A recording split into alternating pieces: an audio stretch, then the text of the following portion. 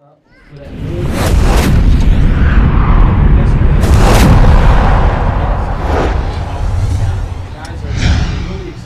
second senior this evening is Mr. Bailey Burdick.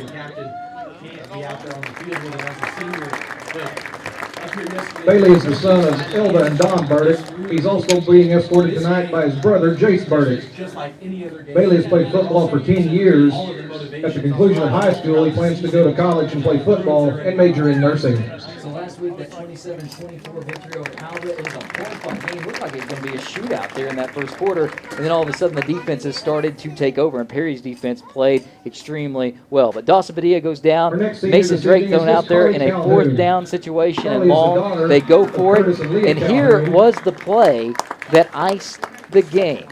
She's been in the band for 8 years. She'll stay in shotgun formation here, 147 left. Upon completion of high school, she plans to go to college, but is undecided at this point where to go. Around the left side, now he's going to throw it up the center of the field. It's just a heave. I think it's caught by Santoy Rhodes. It is. Santoy Rhodes catches it. Mason Drake just heaved it. And Mason Drake did just heave that ball up, but Santoy Rhodes able to get it. On top of that, there was pass interference, and there was an unsportsmanlike conduct. Perry was able to run the ball around the corner and just run the timeout after that. But, hey, Mason Drake, one throw, one completion in that last game, and it was the one that iced the game, Zach. Yeah, he had a great game. Came in late, and as a freshman, that's never a situation that you want to come in at. You know, your veteran senior quarterback goes down late in the fourth quarter. It's late in the season. It's a big game. You know, you're able to come in with a ton of pressure and able to get the win. That's a huge confidence boost, especially going into this week knowing that you're probably going to have to start your first start as a freshman, and it's a big game, district championship game, senior night. What a way to start your career if you're Mason Drake. And Mason Drake, 4 of 9 on the year, 65 yards. You look at Dawson Padilla, he was 163 of 297, 2,439 yards, 29 touchdowns, 8 interceptions. You don't replace something like that, that's for sure. Dawson also added 79 carries for 278 yards and 9 touchdowns there. But Mason Drake, with him, Zach, he doesn't have the arm strength that Padilla has. I mean, we're talking about a kid that can throw the fastball near 90 miles per hour with Dawson Padilla. The southpaw, Drake, doesn't really have that. But at the same time, he has a nice touch to his pass where Dawson can maybe extend the field. He can throw that touch pass and maybe get it on the edge a little bit. Last week, Dawson had trouble with that drag to Santoy Rhodes. That's the kind of throw you think Mason Drake will be able to make maybe on a more normal basis. But look for them early on to get Mason Drake in the flow of a game. Get him in a flow of a game. Now, he's had practice this week. That makes a big difference. But let's maybe seeing something a little bit different, Zach, and running the football early to get Drake and as well as the rest of the team kind of in a flow to this game. Yeah, and, you know, if you look at Liam Clausen, I mean, he's had a really solid year. I mean, he has 89 carries, 498 yards on the year.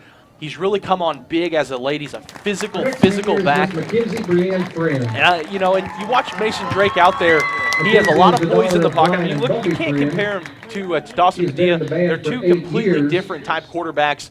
But, I mean, 6'2", 195 as a freshman. He stands in the pocket with a lot of grace. Any kind of pressure, he's able to scramble. But, you know, it's a lot of poise in the scramble. It's not a rushed, crazy scramble. I look for him tonight, hopefully to try to get him going early, try to get him in the ballgame and get him to a quick rhythm. But I fully expect Coach Boulder to have a lot of running plays to try to get him comfortable in that groove to get him going in the second quarter. Runs and then maybe a little play action here and there to kind of get him in that flow, and we'll see what happens. All right, defensive side of the ball for Perry. We'll get into the scouting report with Chisholm here in just a little bit, but as far as the defensive side for Perry, Chisholm is going to test your linebackers with the motion that they use all the time. Almost every play, they'll be sending somebody in motion, Zach. And the linebackers, with that, it's going to put a tremendous amount of stress on them to make the right play. Fortunately for Perry, that's probably the strength of their defensive group. We've seen the secondary with Dale and Santoy really up their game, as well as the safeties, but at the same time, linebacker, that's where you think that Perry makes their hay defensively. And when you look at Perry on that linebacking side of the ball, Blaze Herliner, start the year was a Vite preseason player of the year, leads the team in tackles with 97. Last year, 16 tackles, so he's certainly on track to match that this year. He's got 12 tackles for loss, 3 fumble recoveries, 2 caused fumbles, 1 sack, and 1 interception. That's a heck of a stat line. You look at Jansen Hartwig, certainly a doctor's kid. He's always a student of the game. He loves to ask questions and figure out exactly what he's going to do. But he is having a good year. Last year he had 87 tackles, 9 tackles for loss. This year he's at 68 tackles, 10 tackles for loss. He has 2 interceptions and a sack. And how can we not mention Austin Reyes, the senior 6'2", 215, certainly one of the leaders, the vocal leaders on this team. Austin Reyes, 69 tackles, 8 tackles for loss, 1 fumble recovered, and 1 fumble caused. That linebacking group versus Chisholm and what they do with their shotgun formation and their motion sack, that's going to be the matchup to watch tonight. No, most definitely. And you look at who they are. You know, I mean, Jansen Hartwig, incredibly fast. Blaze Hurlinger could be 30 yards on the other side of the field, and he's going to be to the ball. It doesn't matter where the ball is. Blaze Hurlinger is going to find that ball, and he's going to put one of the hardest hits you've ever received. That's what you're going to receive from Blaze Hurlinger. And then Austin Reyes, a vocal leader, primarily plays defense, but he's an offensive and defensive leader. He's a guy that you talk to anyone going into halftime, he's going to get you pumped up at halftime. He's going to get you pumped up before the game. He's going to make sure that your head is in the game. I've never seen a guy like Austin Reyes at the high school level. Certainly want to congratulate all the seniors tonight, not only with football, but you have band, seniors, cheer, everything out there, and certainly want to congratulate every one of them here on senior night. Not going to be the last home game for Perry, which is good, but still, last regular season on the schedule at senior night. Want to go through the seniors for the Perry Maroons: Sam Chambers, Liam Clausen, Dawson Padilla, Drake Dell, Tanner Kime, Devin Fogelman. You also have in there Jansen Hartwig, Noah Hinkle, Titan Horton, Bailey Burdick, and that is your senior group. I got to add Parker Gottschalk to that as well with his big interception, and then Austin Reyes as well. And those seniors have been through a heck of an experience, and now they're going to have a chance to play for a district title here tonight. Came up here yesterday, talked to all the seniors. Yesterday, shorts and helmets. It's just a walkthrough. You know, you wouldn't expect a lot of energy. There was more energy yesterday in a shorts and helmet walkthrough than there's been in a lot of the practice I've been to during the week. Full pads going out there and hitting as hard as you can. These guys are ready. This is what they've been living. This is what they live for. They've been working for this all 4 years. You look at last year, 2-8. All of a sudden they're 7-1. A home game, senior night, playing for a district championship. Jordan, it doesn't get much better than that for these seniors. Most people would not believe that Perry would be right here, right now. And I have to admit, I didn't really expect this quick of a turnaround. Coach Cole has said he didn't expect this quick of a turnaround. But those players believe in themselves. That's the reason they have the opportunity right now to have a chance to win a district title against the Chisum Longhorns here in Perry tonight. Before we take a break, I want to let you hear what Coach Cole had to say about competing for a district title. Here was him talking to SAC earlier this week. She has one sister, Morgan, it's a huge deal. and one brother, the late Brendan McClarty. I think there's 3 or 4. She's been a cheerleader for 10 years. 100 years of football or whatever Her it is. future plans it's a big deal. include attending the University of Oklahoma to pursue a degree in pharmacy. And then really just having the opportunity to seal one up is a big deal. It'd be a huge deal for those guys. The town's excited. Obviously. Our next senior tonight is Mr. Peyton McNabb. Everybody he talks to talking about coming and families coming. I mean, it's going to be a big crowd. Peyton is the son of Cameron and Kathy McNabb. He has one brother, Gage. And the crowd is certainly here on hand. Right now they're honoring those seniors, but a little bit later they will be up and rowdy trying to get the Perry Maroons to a victory. It's Perry versus Chisholm here on Danielsfield in Perry as the Perry Maroons looking to win a district title. We'll take a timeout. Coming up a little bit later, we will have our full interview with Coach Travis Cole, our pregame interview right before kickoff. We'll also have our Chisholm scouting report coming up next, so stay tuned. It's Perry Maroon football on Triple Play Sports Radio. Dana Padilla. His grandfather is Jim Padilla, and he has one sister, First Kenny Bank Duncan. Insurance Company pregame show continues Dawson's after been on these the words varsity from our football team for sponsors. 4 years. Upon the completion of high school, he plans to play ball at the collegiate level and pursue a career in athletic training or sports management. Deposit adds another convenient and secure service to our online banking suite. Don't worry about making a special trip to the bank just to deposit a check. Take a picture of it and send it to us anytime, 24/7, and we'll take care of the rest. To get started, go to bankfbt.com or contact one of our new account representatives at 580-336-5562. First Bank Amanda is the daughter of Rusty and Deanne Peterson. member She has FDIC. been in the band for 8 Integrity, years. respect, professionalism, and a genuine caring After high attitude school, is she plans exactly to go what to you can college for expect a from us degree in at Brown accounting. Digger Funeral Home. We are committed to being available to you every step of the way. We know that losing a loved one is never easy, but it's our privilege, responsibility, and our calling to help ease this process as much as possible. We are avid supporters of the Perry Maroons and welcome you to come or stop by. Next up is We're Mr. located at Austin 1010 North Francisco 7th or call us at Reyes. 580-336-4444.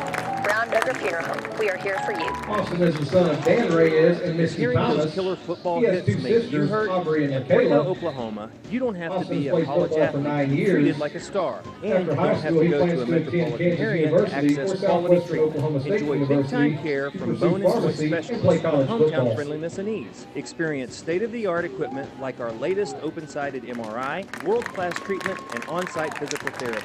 Visit us at orthook.com. At Ortho Oklahoma, we are keeping you together. Not near a Next up radio? is Miss Have no Destiny fear. Robbins. Triple Play Sports Radio. It's streaming online, courtesy of the Destiny is the Cimarron daughter of Casino. April Wilson Listen and Roger anytime, Wilson. anywhere by getting the Triple Play Sports Radio She's been app on on your the Squad for smartphone 1 year. or log on to After high school, she plans to go to college and tripleplaysportsradio.com study and listen early right on your elementary desktop. education. Take advantage anytime you want, anywhere you go. Triple Play is streaming online, courtesy of the Cimarron Casino. It's your home for sports talk with an orange flavor. Triple Play Sports Radio. Next up is Miss Tori Sage. Tori is the daughter of Paul and Andy Sage and Dustin and Kristen Garcia. Welcome back here on the First Bank and Trust Company pregame show. Jordan Woodruff and Zach Lancaster with you. Also got Tyson streaming the game online. We got Tim Flinner keeping stats. We got Levi Peckinpah helping us with the drive charts, and Kate Kinsey back in the studio. Want to certainly thank all our sponsors. First Bank and Trust Company, proud sponsor of pregame and postgame, McDonald's, Cowboy Travel Plaza, Custom Dental, Ortho Oklahoma, Stillwater Medical Center, Brown Duggar Funeral Home, and Cheryl Mandeville with State Farm Insurance. We appreciate their sponsorship of Perry Maroon Athletics and helping us get the Perry Maroon Athletics on the radio. Once again, if you're listening to us on 105.1, 1020, or 1580, don't forget you can also stream us if you get out of the area. Go to tripleplaysportsradio.com or download the Triple Play Sports Radio app on your smartphone, and you can listen to us no matter where you might be. It's time for our scouting report of the Chisholm Longhorns. And the Chisholm Longhorns, 7-0 on the year, 3-0 in district play. Coached by Joey Reiner, they're the #1 team in Class 2A. Last year, they were the district champs. So far this season, 7-0. Here's how they got there. A 23-7 win against Washington, 27-6 win against Fairview, a 41-0 win against Thomas Bay Custer, 62-12 win against Newkirk, beat Hennessy 33-6, went on the road to Alva to beat them 29-24. They did have 24 points in that fourth quarter for Alva to make it a game. And then last week, they took on Minko for a 47-0 win. Their offense, shotgun base. They're going to use a lot of motion in this shotgun base, but they'll also run kind of a version of the wishbone. It's not quite the wishbone. Instead, 3 guys all kind of parallel to each other, about 5 yards, but they will run that in short yardage situations. They're averaging 177 pass yards per game, 237 rush yards per game, averaging for a total of 414 yards per game. They're led by their quarterback, sophomore Braden Meek. He has 15 touchdowns, 7 interceptions on the year. He's 88 of 139. He's also rushed for 25 times for 120 yards and 6 touchdowns, so he accounts for 21 touchdowns of the year for the Chisholm Longhorns. Their running back, Connor Pasby, good-looking kid, senior as well, 5'9", 170. He's got 118 carries, 747 yards, 5 touchdowns. He also has 5 100-plus yard rushing games. They'll also bring in Bryce Chance back there. He's a junior, 26 carries, 115 yards. He has 2 touchdowns on the year. Wide receiver-wise, they're led by Mason McKee, who will also get it out of the slot and run it a little bit. He's 6 foot, 175, a senior. He has 38 catches, 327 yards, 6 touchdowns running the football this year, receiving 22 catches, 268 yards, and 2 touchdowns. They utilize him in a number of different ways. He is their utility man. Also, Colton Booker, senior 6'3", 180, 22 catches, 330 yards, and 5 touchdowns on the year. He's their big target, and as we know, Perry's had a little trouble with some of those bigger targets throughout this year. Also at wide receiver, Brock Elmore, senior 5'8", 165, 16 catches, 142 yards, 2 touchdowns. And then they'll also use London McKee at times. He's more of a blocker than anything, but he does have 3 receptions for 24 yards. Their offensive line, they lost guys from last year, but still a senior and junior bunch, and they do have size. Every one of their starters is a senior or junior, 3 juniors and 2 seniors there on that offensive line. As far as defense is concerned, a 4-3 base, and it's pretty simple for the most part. They're using their athletes, but they do like man coverage. We'll see if Perry can take advantage of that. As a team, 33 tackles for loss, 6 fumble recoveries, and 6 interceptions. Their middle linebacker, he leads the charge for them. Talk about Perry being a linebacker group. Well, you could say that Chisholm's the same way. Bo Biggers, he's 5'10", 200, 55 tackles, 6 tackles for loss. He can really get back there and do some damage. Also, Bryce Chance and Brock Elmore, they both have 42 and 30 tackles with themselves. They also, their defensive ends, you got to really watch out for Devin Fulgham, the junior, 44 tackles, 5 tackles for loss, also 2 fumbles caused.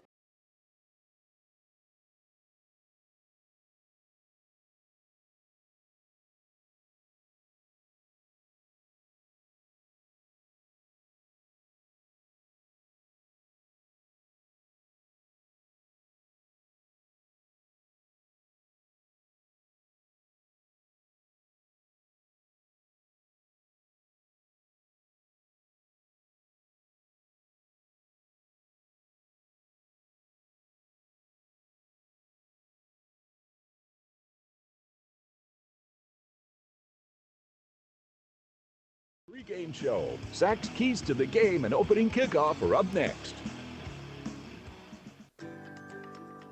Whether you're buying your first car or need a little extra cash to get you through a difficult patch, we're here to help. Apply online, day or night, from the comfort of your home. Quick, convenient, and secure. Go to our website at bankfbt.com to start your application. One of our friendly loan officers will review your information and contact you within 1 business day. First Bank and Trust Company, Perry, Billings, Covington, member FDIC. Get comfortable and stay protected in a rugged pair of Justin original work boots from the Cowboy Travel Plaza at the corner of I-35 and Highway 51. Justin original work boots have been providing comfort and safety since 1879. The Cowboy Travel Plaza is your headquarters for Justin original work boots. Come on out to the Cowboy Travel Plaza, the home of boots and barbecue. Take exit 174 on Interstate 35, Highway 51, just west of Stillwater. Playing for district championship is what we've been working for since summer and all year. Something that we've been talking about that we want, and it's finally here. It's a goal that's right in front of us, and I'm excited to play. This district championship we've been dreaming since we were freshmen. Now it's here. We worked hard enough, and we'll get it. This just makes all the hard work and off season that we've put in worth it. This game means a lot to us. It's been a long time since we've done this before, and I think that we're all pretty hyped about the game, and it's going to be a show. And a district championship to me is something that I've never been a part of, and a lot of people years past behind us, so it feels good to be a part of a movement. Like, we're starting something new, and I'm glad to be a part of it and to be that person in that class to start something this big. And I honestly feel blessed to have everybody around me like this supporting it. The district championship means to me that all our hard work for the past 4 years, us seniors that have been here for 4 years, it all pays off tonight. And when we go out there on the field and leave it all out on the field, I can say we are champions. The motto for the year was "The future is now," and it's here. We're trying to leave a legacy for our brothers, and it's going to happen. That was a big group of seniors telling you what it means to play for a district championship here in Coach Cole's second year. And that group of seniors just went to midfield for the coin toss, and that group of seniors won the toss and deferred to the second half. Perry will defend that. They're going to defend the north end, as Chisholm will be trying to take it the opposite direction. It's time for your keys to the game, brought to you by Cowboy Travel Plaza. Zach, what's the keys? For Perry on defense, you got to keep the motions in check. You know, Chisum, they run a lot of motions. Keep that in check. For Perry, the linebackers have to have a huge game. And then also, you got to get the running game going early, and you got to be successful to alleviate the pressure for freshman quarterback Mason Drake. And I like what you said there, Zach. Linebackers do need to be key tonight for the Perry Maroons, and then running the football. If you can run the football, it'll alleviate that pressure, as you mentioned, for the freshman Mason Drake. As Dawson Padilla is out with a torn ACL, not only going to miss football season, but the rest of basketball and on into baseball season. The Maroons just took the field in their all-maroon uniforms, white numbers, the white pinstripes down the middle of those maroon helmets with the white P's on the side. Chisholm in their road uniforms, the white tops, blue numbers, the powder blue pants, and the white helmets. And we are moments away from opening kickoff here on Thursday Night Football, and the Perry Maroons fighting for a district championship. Zach, I almost get butterflies just broadcasting this. Yeah, it's a big deal. You know, you go from last year 2-8. It didn't really feel like 2-8. They played with a lot of heart, but 2-8 nonetheless. And all of a sudden, you go into this home game, senior night, 7-1, and you're playing for a district championship. Second year, Coach Cole's tenure here in Perry, and you feel the energy with the guys, and it really just kind of conveys throughout the whole town. It's electric. And I'm really ready to get this game underway here, Jordan. Remember, Dawson Padilla also kicks and punts, so they have to find somebody to take over for that. Connor Williams is going to be kicking off. He does have a leg when he gets on it. And he kicks this one. It's a nice kick, and it's going to be fielded at the 12-yard line around the right side. T.C. Smith, he's up the center of the field. He's got a lot of room, and they are not going to catch him. Williams can't get there, and the opening kickoff taken for a touchdown. 88 yards for a kickoff return touchdown for the Chisum Longhorns.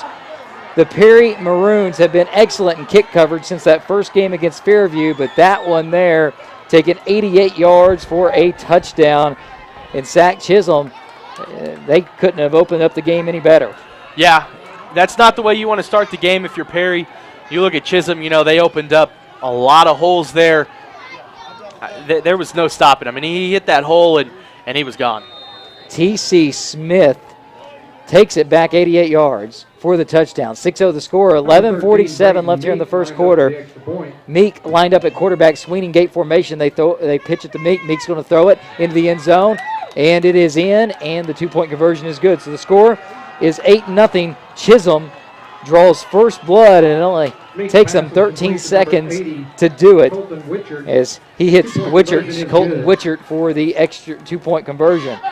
So, Zach, we've seen this a few times before. Perry down early in a game. Let's see if they can have an answer. In almost every single game, Perry gives up that 7 points early in the first quarter. 7-8 points, but Perry's always had an answer. They've always been able to come back and score. I mean, you look at the Hennessy game, they were down 7-0 at halftime, but that was a huge deal, keeping Hennessy to just the 7 points, and then they came out to start the second half and tied it up. So that's one thing that I look forward here with Coach Cole is getting his offense ready to go, and let's see if Perry can go out there and score on their opening drive as well. All right, C.J. Nance will be the kicker for the Chisum Longhorns as they're on the board 8-0, just 13 seconds in this game after taking a kickoff return 88 yards for a touchdown. So now Santoy Rhodes and Drake Dell set to receive this kick as Nance set to kick off. And can you answer it with a kickoff return of your own? That wouldn't be too bad, would it, Zach? No, it wouldn't. And the two guys that are back there, Drake Dell and Santoy Rhodes, two of the fastest guys in all of 2A, so it's very possible. Remember, Drake Dell against Hennessy didn't take it quite to the house, was 4 yards short, but it set up a Dawson Padilla touchdown. That turned out to be a differential score in that game against Hennessy on the road. So Nance's kick on the way. It's high, and it's going to be fielded on the right side by Dale. Dale has some room, and now he'll cut back to the left and be brought down just short of the 35. And T.C. Smith, who returned the kick, yards up to the 39, going to bring up a 3rd and 6. And I understand why they're running the I formation It could be very successful. The only problem when you're going up against a team as fast and as talented as Chisum is the I formation isn't a very fast developing play, and so that's going to be one of the reasons that Perry needs to get going early. So I formation again. Drake takes a snap, rolls around to the right side on a play action, throws it, and that ball's going to be high and tipped and incomplete. Mason Drake's pass incomplete to Clifton Crow. It was tipped to by Chisholm after it was tipped by Crow, and it's going to bring up 4th down punting situation for the Perry Maroon, so a 3-and-out for them. It's unfortunate, but that gets his first pass out of the way, kind of gets the jitters out, overthrew Clifton just a little bit, but now the jitters are out, and let's see if he can go back out on the next drive and get something done. So remember, Chisholm's blocked 3 punts on the year. You got to watch it. They got everybody up there on this one. Dawson Padilla now back there. They fumble it, and now going to be tackled in the backfield. And that one didn't work out. Chisum off to a roaring start there. As Golden was the punter and dropped for a 10-yard loss. And Hahn was the one on the tackle. So Chisholm takes over at the 29. So there's 29 yards between them and a 2-score lead with 10:21 left here in the first quarter. Chisholm with the ball, and they lead 8-0. Kickoff return for a touchdown, set it up. Meek in at quarterback, Pasby in there at tailback. Bunch formation, they send a guy in motion. Now they're going to play action. Meek's going to throw it, and that ball's going to be incomplete as they tried to get their tight end across the middle as it was intended for Brock Elmore, and he can't get his hands on it. Incomplete, 2nd and 10 upcoming. Great defense there by the Maroons. Put a little pressure on the quarterback. Let's see what they can do here. So now we got a whistle on the field as referee talking something over with his head linesman on the far side. 10:07 to go here in the first quarter. This time 2 receivers to the left, 1 to the right is Witchert. And Meek will be in shotgun formation. Pasby to his right, wing back to the right side. Perry in a 4-3 front. They'll hand off to Pasby up the middle. Pasby nailed by one of those linebackers, and that linebacker none other than Austin Reyes, making a statement here early with a big hit. Gain of 2 on the play brings up 3rd and 8. So Austin Reyes, he's ready to play sack. Finally get a chance to get on the field. Kickoff return, and the offense was on the field after that. He makes his presence known real quick in this one. 2 receivers left, 1 to the right for Meek. Shotgun formation, takes the snap. Handoff up the middle to Pasby. Pasby trying to pound his way forward, breaks 1 tackler, and gets up near the 20-yard line. He's going to be a yard short of the first down. So it'll be 4th and 1 from the 20-yard line. Jansen Hartwig was on the tackle. So Perry's defense has a chance to maybe make a stop here. 4th and a long one upcoming. So Chisholm brings in, looks like kind of a bigger formation. They may go that kind of wishbone look where they have 3 backs in the backfield. They will. Meek under center. Everybody in tight. 3 guys behind Meek. Meek takes it. He's going to pitch it and now run right up the center of the field. And first down, Connor Pasby able to get it. Gains himself about 4 yards up to the 16. So 1st and 10 from the 16 in Perry territory with 8:50 left here in this first quarter. Shotgun formation, Meek, 2 receivers to the left, 1 to the right. Meek throws it out to the left side. That ball's going to be caught. Mason McKee cuts upfield near the first down marker. See where they mark him. They're going to mark him just a yard short, a gain of 9 for Mason McKee as Perry Wilson wrestles him out. So 2nd and 1 upcoming. Ball inside the 10 at the 7. So shotgun formation for Meek once again. They send a guy in motion, the slot from left to right. They'll hand off to Pasby. Pasby will have enough for the first down. Up near the 5-yard line, inside the 5 to the 4. So Pasby moves the chains on a 2-yard gain. It'll be 1st and goal from the 4 now. Ball on the left hash, and the Perry Maroons trying to keep it from going to a 2-possession game here. This time 2 receivers to the right, 1 to the left for Meek. Meek shotgun formation, Pasby immediately to his right. Ball on the 4, 1st and goal. Hand off to Pasby. Pasby stutter steps. He'll be short of the goal line as Parker Gottschalk was in there to lead the way on the tackle. Parker Gottschalk chops him down just to gain a 1 on the play. 2nd and goal from the 3. Parker having a pretty solid game. He's been in a couple of tackles there. The first one with Austin Reyes. Parker kind of stopped Hasby at the line, and Austin came and lowered their boom. And Parker is incredibly ready for this game. Look for him to play a big role in this defense tonight. All right, this time shotgun formation, but everybody in tight. They send a guy in motion out to the wing. This time, Wildcat McKee takes it, and he's going to be in. Touchdown for the Chisholm Longhorns on the Wildcat formation for McKee. McKee, a 3-yard touchdown run. So Perry down, 2 possessions, 14-0, extra point pending. McKee out of the Wildcat, walks right in. Now Meek back in, quarterback, Sweeney Gate. They're going to realign here. Looks like they're going to go after an extra point as their lead extra point guy. Number 33, CJ Nance. Is CJ Nance. And a snap good, hold good, kick on the way, and that's through the uprights and goods. The score 15-0, 7:39 left here in the first quarter. A kickoff return for a touchdown.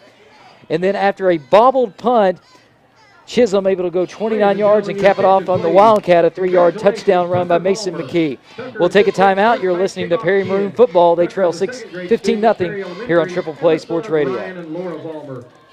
Integrity, respect, professionalism, and a genuine caring attitude is exactly what you can expect from us at Brown Duggar Funeral Home. We are committed to being available to you every step of the way. We know that losing a loved one is never easy, but it's our privilege, responsibility, and our calling to help ease this process as much as possible. We are avid supporters of the Perry Maroons and welcome you to come or stop by. We're located at 1010 North 7th or call us at 580-336-4444. Brown Duggar Funeral Home. We are here for you. It's Maroon football with Zach Lancaster and Jordan Woodruff, only on Triple Play Sports Radio.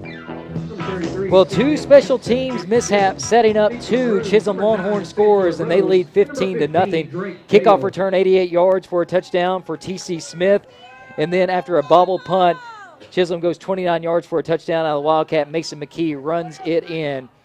And the Perry Maroons not where they want to be right now. 2 possessions down without their starting quarterback and a freshman back there. Now they got to open it up a little bit because they're down too much way too early, Zach. Yeah, and that's one thing that if they can get the running game going, especially here on this kickoff.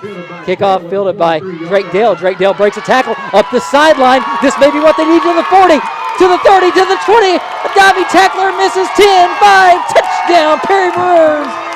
Drake Dale takes it 75 yards to the house, and the Perry Maroons on the board. You ask and you shall receive. Drake Dale, 75-yard kick return for a touchdown. That's what I said. You got to get the running game going. Let's see if they can do it here on the kickoff. Sure enough, right there, Drake Dale, 75 yards for a kickoff return. Big score there for the Perry Maroons. Shotgun formation here on the 2-point conversion. 2 receivers to the left, 1 to the right. Drake takes the shotgun snap. Looking, now he's going to pitch it out to Liam Clausen. Clausen trying to get the edge. He's going to throw it, and he overthrows his intended receiver. That was a beautiful looking play as Drake Dale was the intended receiver, but Clausen just threw it over the top of him. But Perry is on the board, and it's not a 1-possession game. Still a 2-possession game as Chisholm leads by 9, but it's 15-6. Perry really going to be desperate if they couldn't get in the end zone, but Drake Dale answers the call and takes it 75 yards for a kickoff return for a touchdown. Well, I like the risk they just took there with a little bit of a halfback pass. Liam Clausen, a senior, played a little quarterback last year, try to get him involved. And when you're playing a team like Chisholm, as fast as they are on defense, you need a little bit of trickery there. So I can live with that. I can accept that, because I know Coach Cole is a great coach and he's going to get something going. Well, in that play, on that 2-point conversion, Clausen has a chance to run it in, but if nothing's there, what do? Well, you might as well try to throw it up. Exactly. He had Dell open, but he just couldn't hit him. So Williams set to kick again. The last kickoff for Perry, the opening kickoff was taken 88 yards to the house by T.C. Smith. This time, it's just a high kick, and they're going to call fair catch. That is a great football play there by the Chisholm Longhorns. That ball was right up, pop fly in the air, and Noah Hahn called a fair catch because it's a live ball, but calling fair catch, you negate that. So Chisholm will take over at the 42-yard line. 58 yards stands between them and their third score of the night with 7:27 left here to go in the first quarter. So Meek, shotgun formation, 2 receivers to the right, 1 to the left. He sends McKee in motion. They'll hand it off to McKee. McKee now met in the backfield and tackled. Liam Clausen up there to make the tackle, and it's a tackle for the loss. Loss of 4 yards on the play. Well, and big guy Parker got shocked trailing the play, and that's one thing he's been great at this year is trailing the play and been able to solidify that tackle. Liam Clausen making initial contact, Parker going in there and finishing it up for him. That's a great defensive play there by the Maroons. Ball on the left hash, back to the 38-yard line. 2 receivers right, 1 to the left for Meek. Meek now going to hand it off, trying to get around the left side. Can't get anywhere. Another tackle for the loss by the Perry Maroons. Austin Reyes in there leading the way. And Blaze Hurliner in there as well, as McKee could not get loose. That's a loss of 1, so it's going to be up 3rd and 15. So the Perry Maroons defense now answering the call. Well, and just watch Austin Reyes out there. The demeanor and the poise that he is fired up. He's not going to let this defense play lackluster and mediocre tonight, Jordan. So this time, 2 receivers each side for Meek. Takes the snap, draws back, looking to throw. Kime rushing him, missed him, and now the ball's going to be overthrown. Santoy Rhodes in coverage. The ball out of the hands of Cade Valentia, just a little too tall for him. So the Perry Maroons defense force a 3 and out, and the offense will get a chance to get the ball back. You know, Jordan, I tell you, Tanner Kime has really come into his own late in this season. He's a fast, versatile defensive end, putting pressure back there on the quarterback on Meeks. Tanner Kime has really blossomed into a great football player this second half of the season. And he's a great pass rusher because the kid has 1 speed and 1 speed only. He will get back there. Yes, he will. He is all out every play. Hayden Winters set the punt. Santoy Rhodes set to receive. Snap low. It's fielded, though, cleanly. Winters kick on the way. It's a spiral kick. Doesn't turn over. And Rhodes going to field it at the 30-yard line. Tries to get around the outside. He can't go anywhere. Tackled immediately by Bo Biggers, and they'll spot it down right near the 31-yard line. Check that 26-yard line. So that's where the Perry Maroons will take over. Now see if the offense can get something going. Special teams and defense have got it done. What can the offense do? They stick in I formation. And Rhodes still in. They're dotting the I. 1 receiver to the left. They're going to do a sweep out to Rhodes. Rhodes trying to get the edge. He tries. He fights his way forward. Able to gain about 4 yards up to the 30-yard line. Widger there on the tackle. Good solid pickup there for Rhodes out of the backfield. Really good back there trying to get around the edge. Sometimes when you're playing a fast defense, it swallows up quickly, but one thing Santoy's good about is picking up positive yardage before he gets out of bounds. I formation, receiver to each side, tight end to the right, Rhodes in the backfield. This time they're going to hand it off to a fullback up the middle. And that's Clifton Crow, and Crow, nothing on the play. In fact, loses a yard, so it's going to bring up a 3rd and about 7. Broadbent there leading the charge. So 3rd and 7 upcoming. 5:30 left here in the first quarter. Ball spotted center at the field at the 30-yard line. Coach Cole taking his time getting the call in. Now he does. See if they go to shotgun. And they do. Crow in the backfield. Santoy Rhodes in the slot to the right side. Now they send Crow in motion over to the left. Kind of a bunch formation left side. 3 receivers out the left, 2 to the right. Drake takes it. Quick throw to Sam Chambers. Chambers now trying to make a guy miss. Stiff arms. Gains a couple of yards, that's it. But a couple of yards isn't good enough when you need 7. That's going to bring up 4th and 5. As on the tackle there was Colton Witchert. It's going to bring 4th and 5, and the Perry Maroons will probably have to punt it away.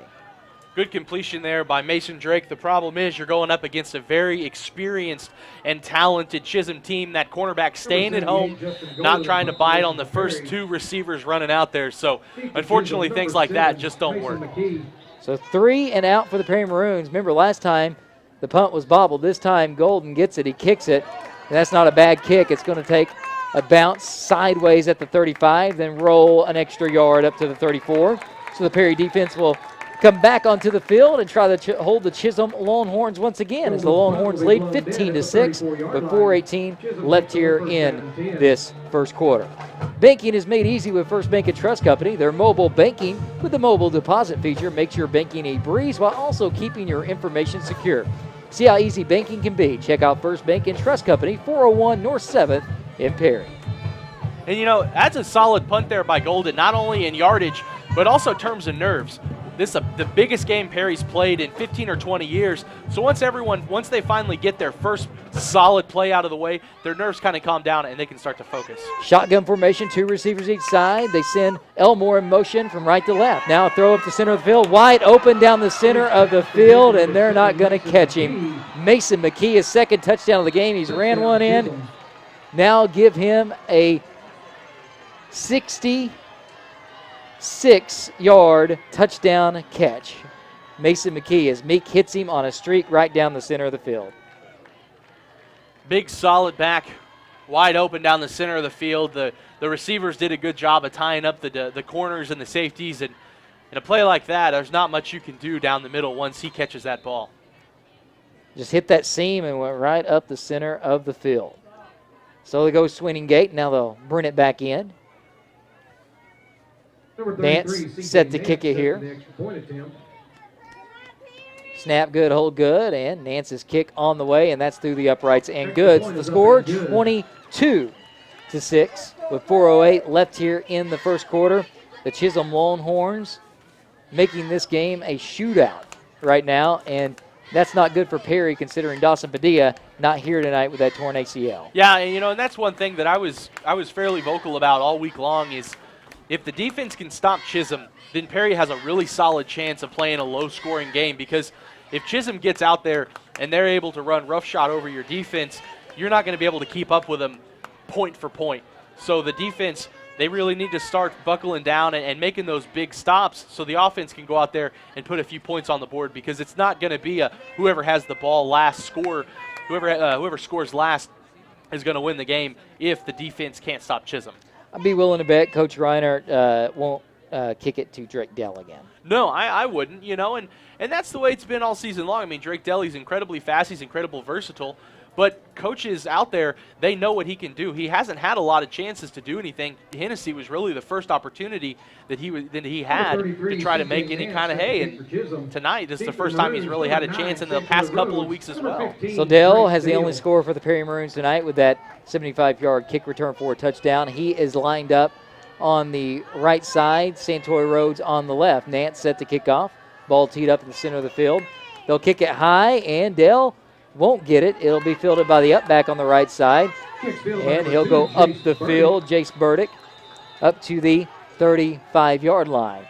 And Burdick takes that one there. I really wish he would let Drake Dell go ahead and catch that one, all right, Zach? Oh, yeah, Drake Dell was 2 yards behind him. From up here, I mean, Drake Dell, that's the perfect kick for him, because he catches it on a run with a lot of that forward momentum, but it almost kind of looked like he said just go ahead and take it, because he kind of ran right past him. So a bunch out to the left side. So triangle, way split out on the left side. Santoy Rhodes out to the right. Shotgun formation for Drake. Mason Drake takes a snap, rolls around to the right, looking to throw. The southpaw will throw it, and that ball's going to be caught across midfield. Give it a gain of 14 up to the 50 for Drake Dell. So ball spot at the 50, gain of 14. Ball at midfield on the right hash of the Perry Maroons get their first down of the night. So Mason Drake, his first completion of his very first start as a Perry Maroon. So once again, same formation, triangle out to the left, split way out, past the left hash, the ball on the right hash. You got Drake Dell and Santoy Rhodes stacked on the right side. Waiting on the whistle from the official. They do get it whistled in. So kind of a different type formation, empty backfield for Drake. Drake takes it, rolls around the right side again, looking, now he'll throw it. And that ball going to be bobbled and incomplete as Drake Dell can't get the catch Good coverage out there on the sideline. Well, I tell you, it's kind of strange. I mean, you look at Mason Drake, he's a left-handed quarterback, and they're having him roll out to the right, throwing across his body. Usually left-handed quarterbacks will roll to their left. So that same formation, trips out the left, stack to the right. This time, Drake's going to run it on a quarterback draw, and he gains maybe a yard across midfield to the 49, and that's it. So that's going to bring up 3rd and 9 now for the Perry Maroons. Just unable to get any momentum going. So Clausen in the backfield. Drake Dell split out to the right side. Chambers wing back to the left. Santoy Rhodes in the slot. They send Santoy Rhodes in motion from left to right. Drake takes the snap, looking to throw, throws it, heaves it up, and that ball's going to be tipped away as he's trying to hit Drake Dell. And good coverage over there by Connor Pasby, who broke it up. So that's going to bring up 4th and 9. So Drake Dale, just not the arm strength sack that Dawson Padilla has. That time, good coverage out there. Just kind of threw it up, kind of a jump ball, seeing if Drake Dale could go get it, but great coverage by the Chisholm Longhorns. Yeah, definitely great coverage. You know, and Santoy Rhodes, he was open, but it was only about a 4-yard gain, so can't really fault the freshman for that one. Golden set the punt. Wobbly snap, and that punt's going to be blocked. And now running the other direction, they're not going to catch him. It's going to be touchdown for the Chisum Longhorns. Levi Case was the one that blocked the punt and takes it the other direction. So punt blocked at the 45 and taken 45 yards back for the score. New punter, and you got to remember Chisholm came into the game with 3 blocks on the year. Give them 4 now. It's special teams, once again, setting up a touchdown. That's 3 touchdowns set up by special teams here tonight. Sweeney Gate, they're going to realign it here. And Nance will be set to attempt the extra point. Score 28-6 with 3 minutes left to go here in the first quarter. Snap good, hold good, and Santoy Rhodes almost there to block it. That ball was kicked straight up in the air and through the uprights and good. So the score now 29-6 with 3 to go. You know, and we had touched on it in the pregame. You don't just lose your starting quarterback. You also lose your kickoff specialist, and you lose your punter. Justin Golden, he's got a solid foot. The problem is he hasn't been back there at all this year, and so he's not as quick as Dawson is. He's not as far back. I think he's only about 6 or 7 yards behind the line of scrimmage, so he's not as far back as Dawson is, so you're not giving him that amount of time.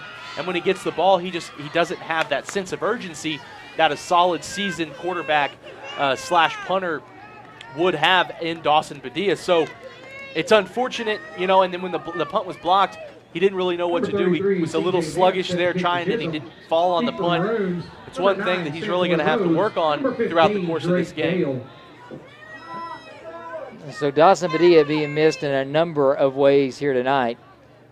His kick's a kickoff return for a touchdown. He probably pops it up, and it's not returned in that situation there. His punt, you had a bobbled punt that set up a 29-yard drive, and then a block punt just there as Golden took too much time, and they were able to get back there and make the block and return it for a touchdown. And then the other time, it was just a seam route down the center of the field, and Perry, without Dawson Padilla, 29-6, 23-point deficit. That is a huge deficit here in this game. Dale's going to get this one at the 25-yard line. Tries to get up the center of the field. And no space for him whatsoever as he's going to be down short of the 35. So, ball spot at the 34. Perry offense back on the field. Casey and the crew got it going on. Cowboy Travel Plaza, your home for boots and barbecue. Get you some food. Also, get you some Western wear right there at the corner of I-35 and 51 at the Cowboy Travel Plaza. Shotgun formation. Drake takes a snap, looking to throw. Guns it over to the right side. And that's also going to be caught by Liam Clausen out of the backfield. And Clausen able to fight forward, make a guy miss for about 8 yards. Biggers on the tackle. Going to bring up 2nd and 2. That's exactly what Mason Drake needed. A little bit of poise there in the pocket, a lot of time, make a completion. 2 receivers each side. Drake takes it, handoff to Clausen. Clausen met in the backfield and driven backwards. Bo Biggers, the one back there making the tackle. And Bo Biggers drops him for a 1-yard loss. And Bo Biggers, he is the leading tackler for this Longhorn team, giving 7 tackles for a loss now in the year. 3rd and 3 upcoming. False start. They don't call it. Now the ball on the ground. Drake able to get on top of it, so Drake couldn't handle the snap, and he's going to lose 7 yards on the play. And another punting situation now for the Perry Maroons. Golden will come out, and they've been struggling so far punting the football. Yeah, this isn't the way that the Maroons wanted to start this game, and this right here, this punt, I mean, you're down 29-6. If he can get this punt off cleanly, looks like they have Liam back there now. So let's see if Liam Clausen set the punt. Deep for Chisum, number 7, Mason Changing McKee. up, Clausen's going to punt, try to get it off a little faster, and he does. He gets that one off real fast. End over end kick, fair catch called for and made at the 44-yard line by McKee, who's been on fire tonight. He's ran one in, and he's caught a touchdown pass. So ball spotted at the 44. Another 3 and out for the Perry Maroons, and that is their 3rd 3 and out on 4 possessions.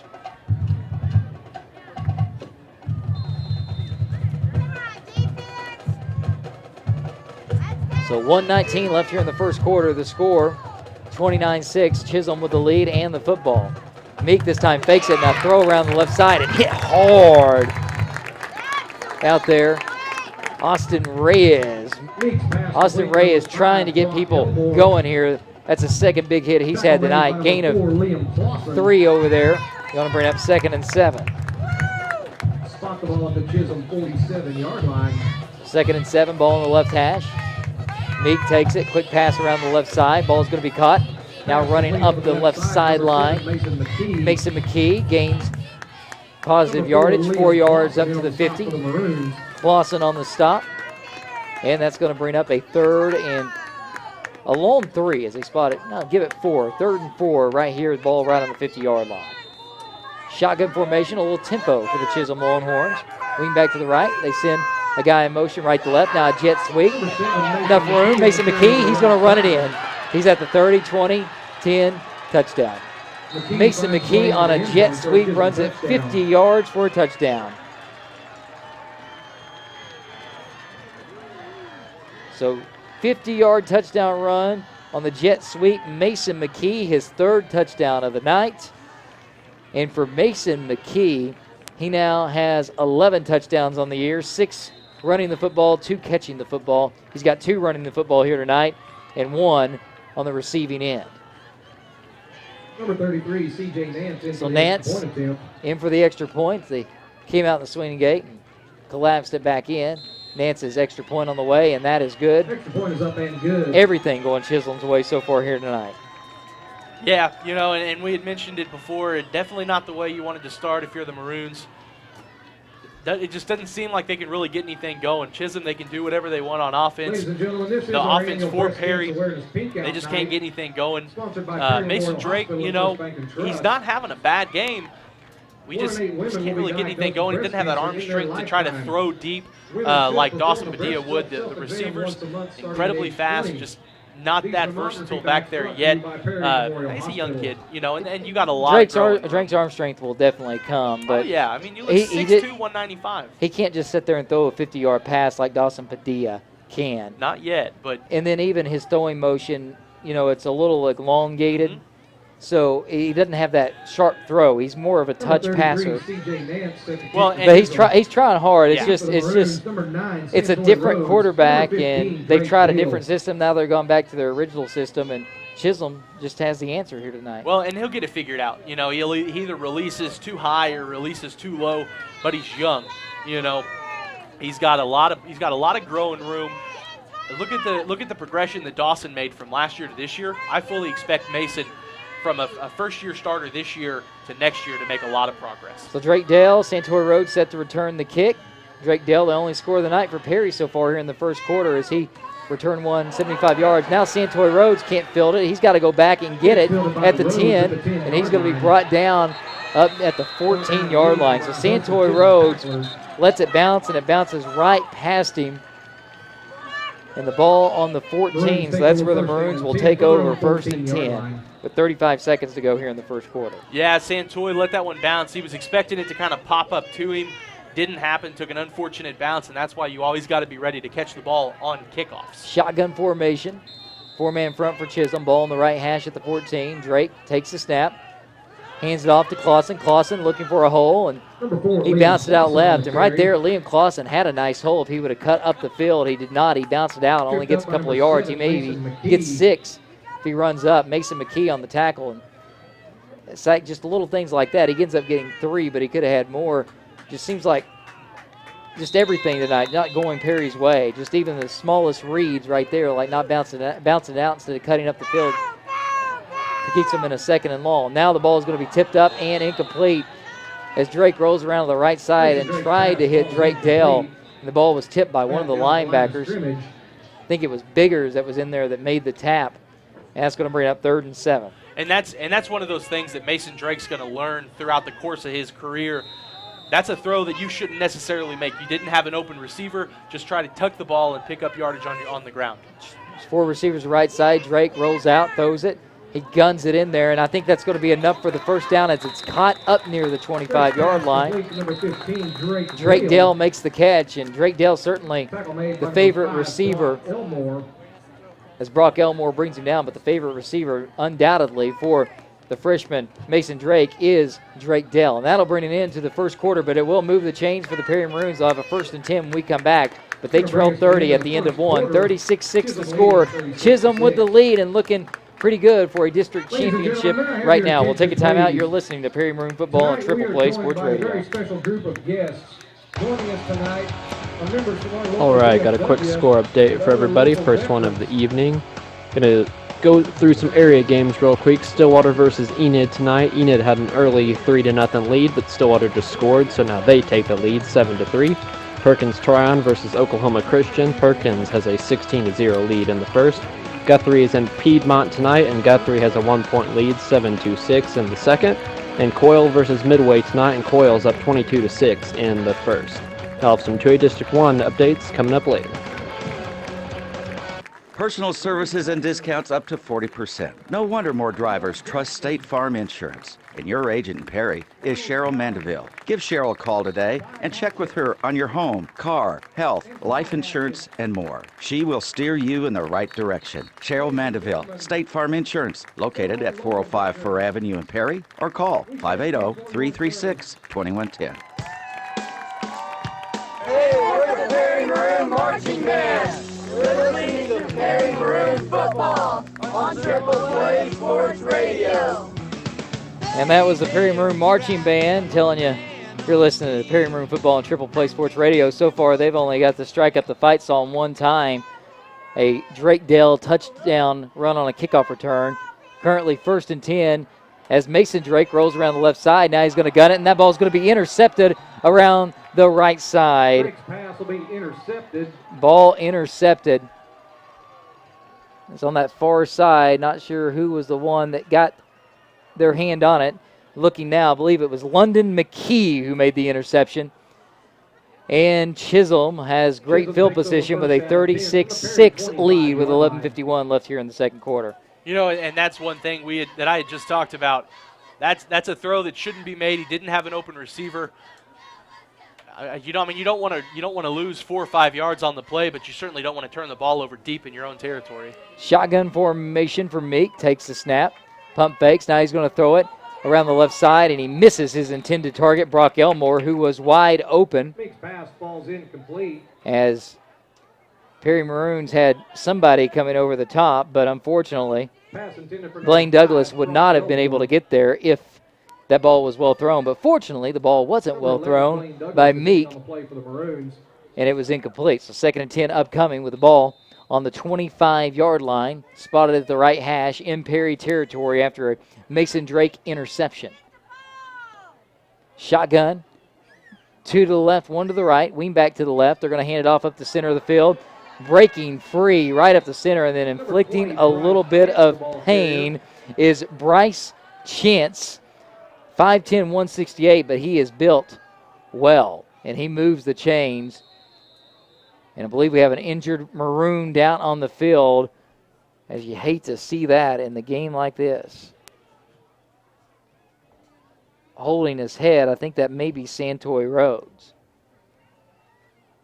as he's down, but it certainly looks like Santoy as he's got that armband on. And I'm looking to see him and Drake Dell both wear those armbands. Nah, Drake Dell, he's behind So the it would Maroons. be Santoy Rhodes out there on the injured. And he took a hit as Chance put his shoulder down, just ran right into him. Gain of 15 on the play, but maybe the worst thing is an injury here. Center of the field, coach is out there in the center. Yeah, as soon as he went down, he started grabbing that right shoulder as he took a helmet to it.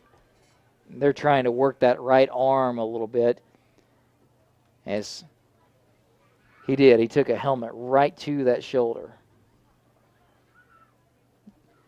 So, and you could hear a pin drop here on the sidelines. The Perry Maroon fans already saying goodbye to Dawson Padilla for the year after last game. This time, one of the other leaders there on the field, Santoy Rhodes, now having to come off the sidelines. And Coach Cole, happy to see Santoy walking off, or you know that, but at the same time, Coach Cole, he's got to be saying to himself as he's walking the sideline, I just can't catch a break right now. So he's holding that right shoulder, favoring it. We'll see what happens when they get him over here to the sideline. So 11:42 left in the second quarter, 36-6 the score. The Chisholm Longhorns lead the Perry Maroons, and they have a 1st and goal from the 10-yard line upcoming. Chain's got 2nd down over there, which you'll take that. You take any help you can get right now if you're Perry. Yes, sir. At this point, anything will work. Shotgun. Hand off to Chance once again. Chance met in the backfield and brought down by Parker Gottschalk, able to fight for a yard, and that's it. Gottschalk able to wrap him up and bring him down. So it should be 2nd and goal from the 9, but they do have the chain at 3rd down. And nobody said anything yet because it was a 15-yard run. Now the referee, the head linesman, turns around and says, hey, you better change that down marker over there. So they get it right. So 2nd and goal from the 9. Meek at quarterback. Chance still in the backfield. Kind of a bunch set. Now they're going to blow a whistle. We'll see what the call is as the back judge blowing the whistle. I think they're going to talk it over. I think the back judge pointed towards the down marker and I think said, hey, it went to 3rd to 2nd. Now they're going to change it back to 3rd down. So the Perry Maroons getting a little bit of break here. Yeah, because if you look at the scoreboard, it does say, and it said 2nd down before they changed it. And Chance made that 15-yard run. It moved the chain. Exactly. So it should be 2nd down, but the referee's losing track. And we'll see if they go back. They changed it to 3rd. They're going back. Hey, they moved it to 4th. You'll take that. But now they put it back down to 2nd. So even the Perry chain gang having a little trouble tonight, folks. Single back in the backfield as Meek takes it under center and hands it off to Chance. Chance around the right side, nowhere to go. Gains maybe a yard. Tackle made by number 5, as Austin Reyes in there on the tackle. And that's going to bring up a 3rd and goal from the 8. So the Perry Maroons going to try to get off the field. They got to stop them twice here as it's 3rd and goal from the 8. Shotgun formation for Meek. Sends a guy in motion right to left. It's going to be a jet sweep. Burdick can't bring him down. Now a missed tackle around the left side. Fighting forward, McKee stretches forward. He'll be just short of the goal line. McKee about had another touchdown. That would have been his 4th of the night, but Hurling are able to hang on and take him down at the 1. So it's going to be 4th and goal from the 1-yard line.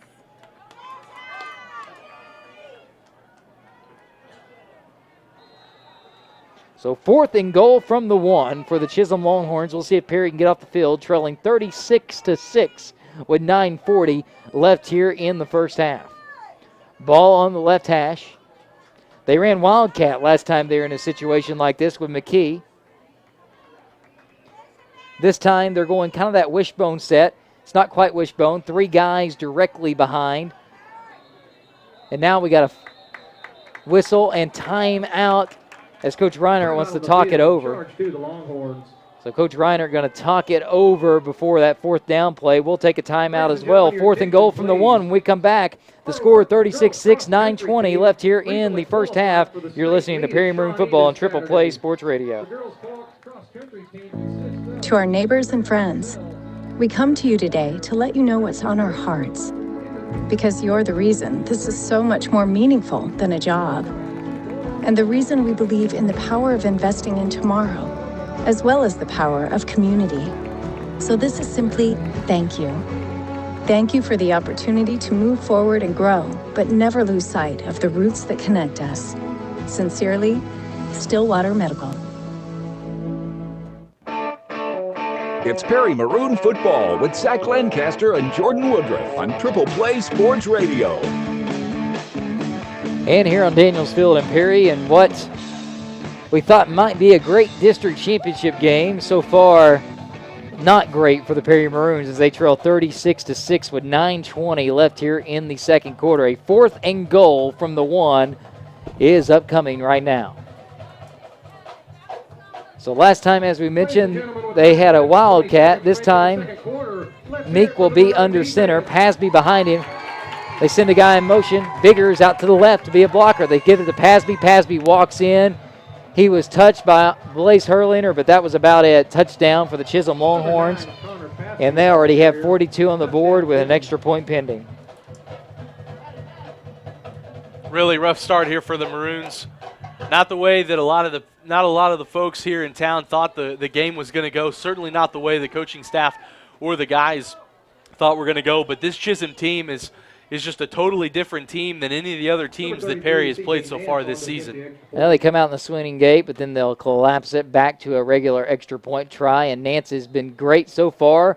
The change of direction, boy, barely squeaked in that right upright, but it's good. So the score 43-6. So 43-6 the score. Chisholm with a 37-point lead with 9:17 left here in the first half.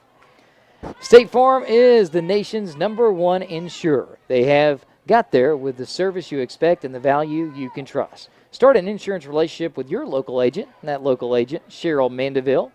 Like a good agent, Cheryl Mandeville, she will be there for when life goes right and those other times as well. Visit her State Farm office at 405 Fir Avenue in Perry and see the difference. 43-6 the score, 9:17 left here in the first half.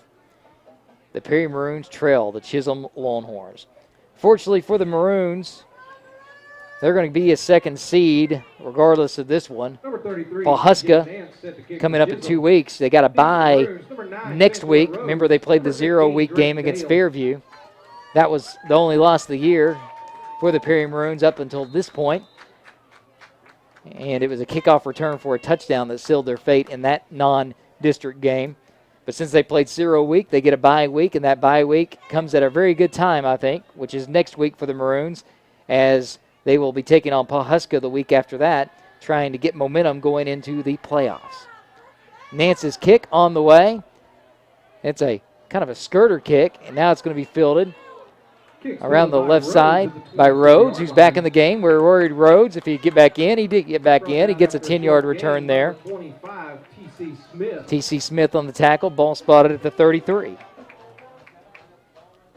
So, Zach, there's no doubt about it. The Maroons, I'm not going to quite call them out of it yet, but it's looking that way. They got to get something here. Yeah, I mean, there's always a chance that they can make a comeback. 46-3. Right now, I'm just looking to see if they can make somewhat of a game. This time they get Santoy Rhodes out of the slot on the slant route around the right side, and he's going to catch it. Tries to spin around, but he's going to be drugged down.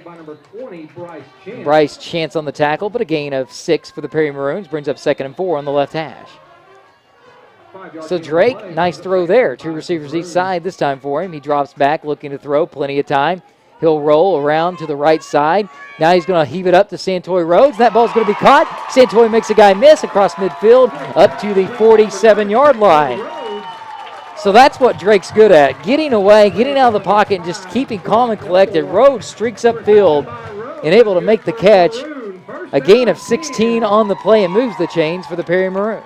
Very solid play. One of the best plays we've seen so far from the freshman tonight.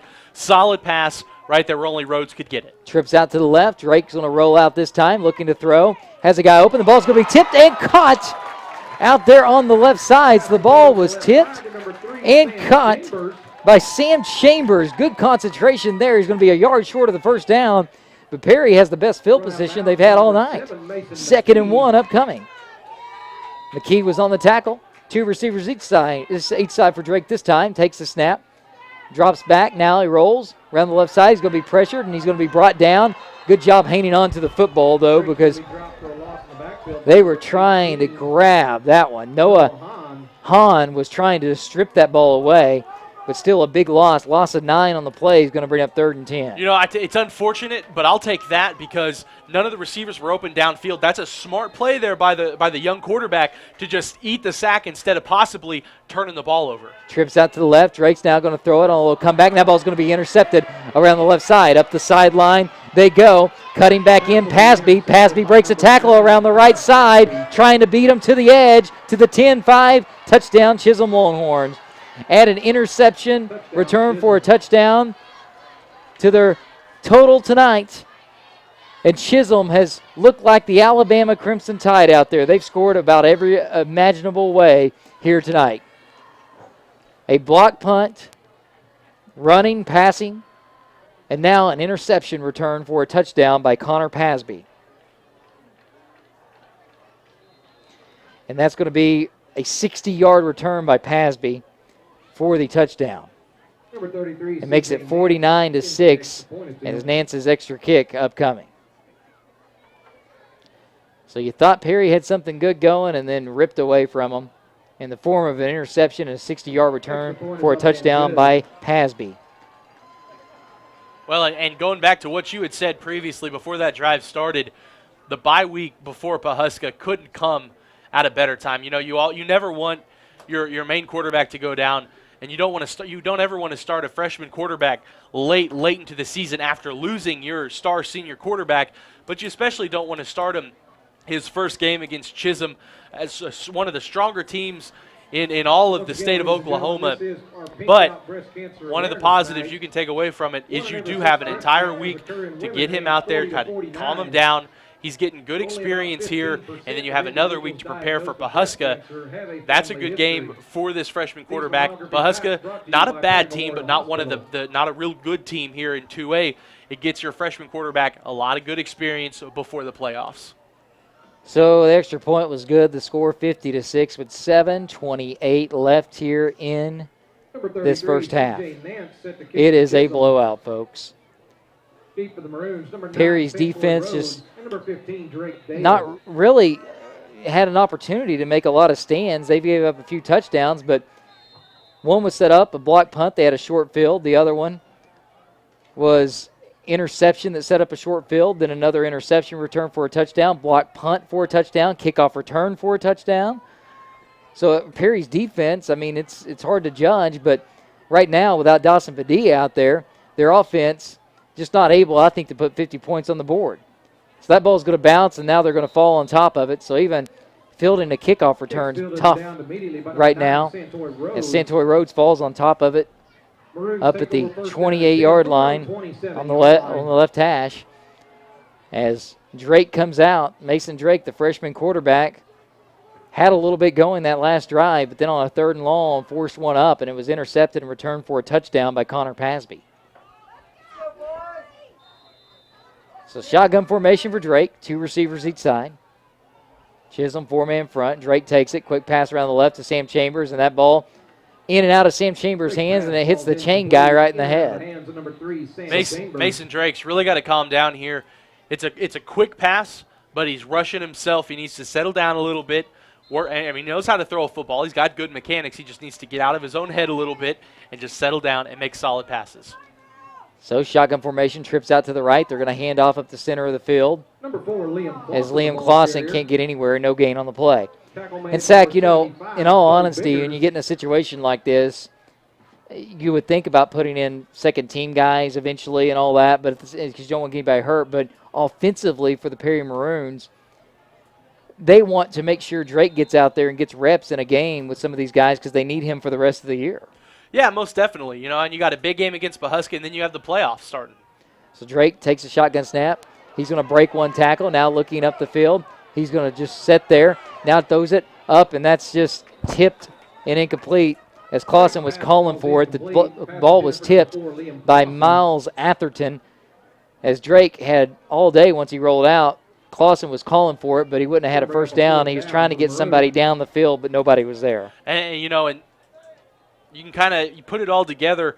The biggest thing right now is there's just no chemistry between this young quarterback and the rest of the team. He hadn't played a lot this year. He's 4 for 9 coming into this game, and a lot of that was in late game with a lot of the guys that he plays JV with.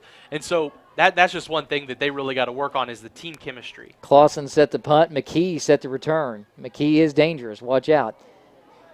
As they rush the punt, it's going to be straight up in the air, and it's going to take a Chisholm bounce. You would expect that tonight. Everything's going that way. And down at the 39-yard line in Perry territory. So Chisholm has a short field to work with 6:39 left here in the first half, leading 50-6. 39-yard line.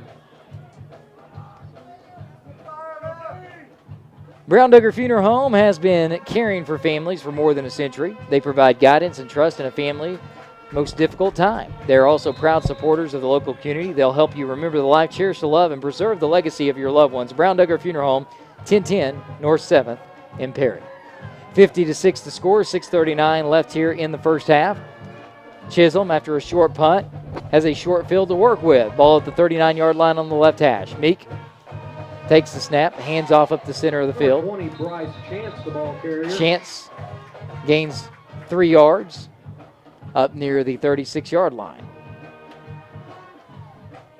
So Chisholm, it's been all them, scoring every way imaginable, leading 50-6 here in what was a district title game. Now it's just becoming a district title blowout. Meek throws it around the right side. That ball's going to be caught by McKee. And McKee's going to be up near the first down marker, mark him a yard short, a gain of 6 on the play. Tackle made by number 15, Drake Dale. Drake Dale on the tackle. And it's going to be 3rd and 2 upcoming. You know, and one thing you have to worry about, this Chisum team is so strong and so physical. I mean, Santoy kind of went down with that shoulder injury. One thing you got to worry about is your starters out there. You want to get some good reps with your quarterback, but you got to start to wonder when Coach Cole's going to bring those starters out because you don't want to get them hurt 2 weeks before the playoffs start. 3rd and 2.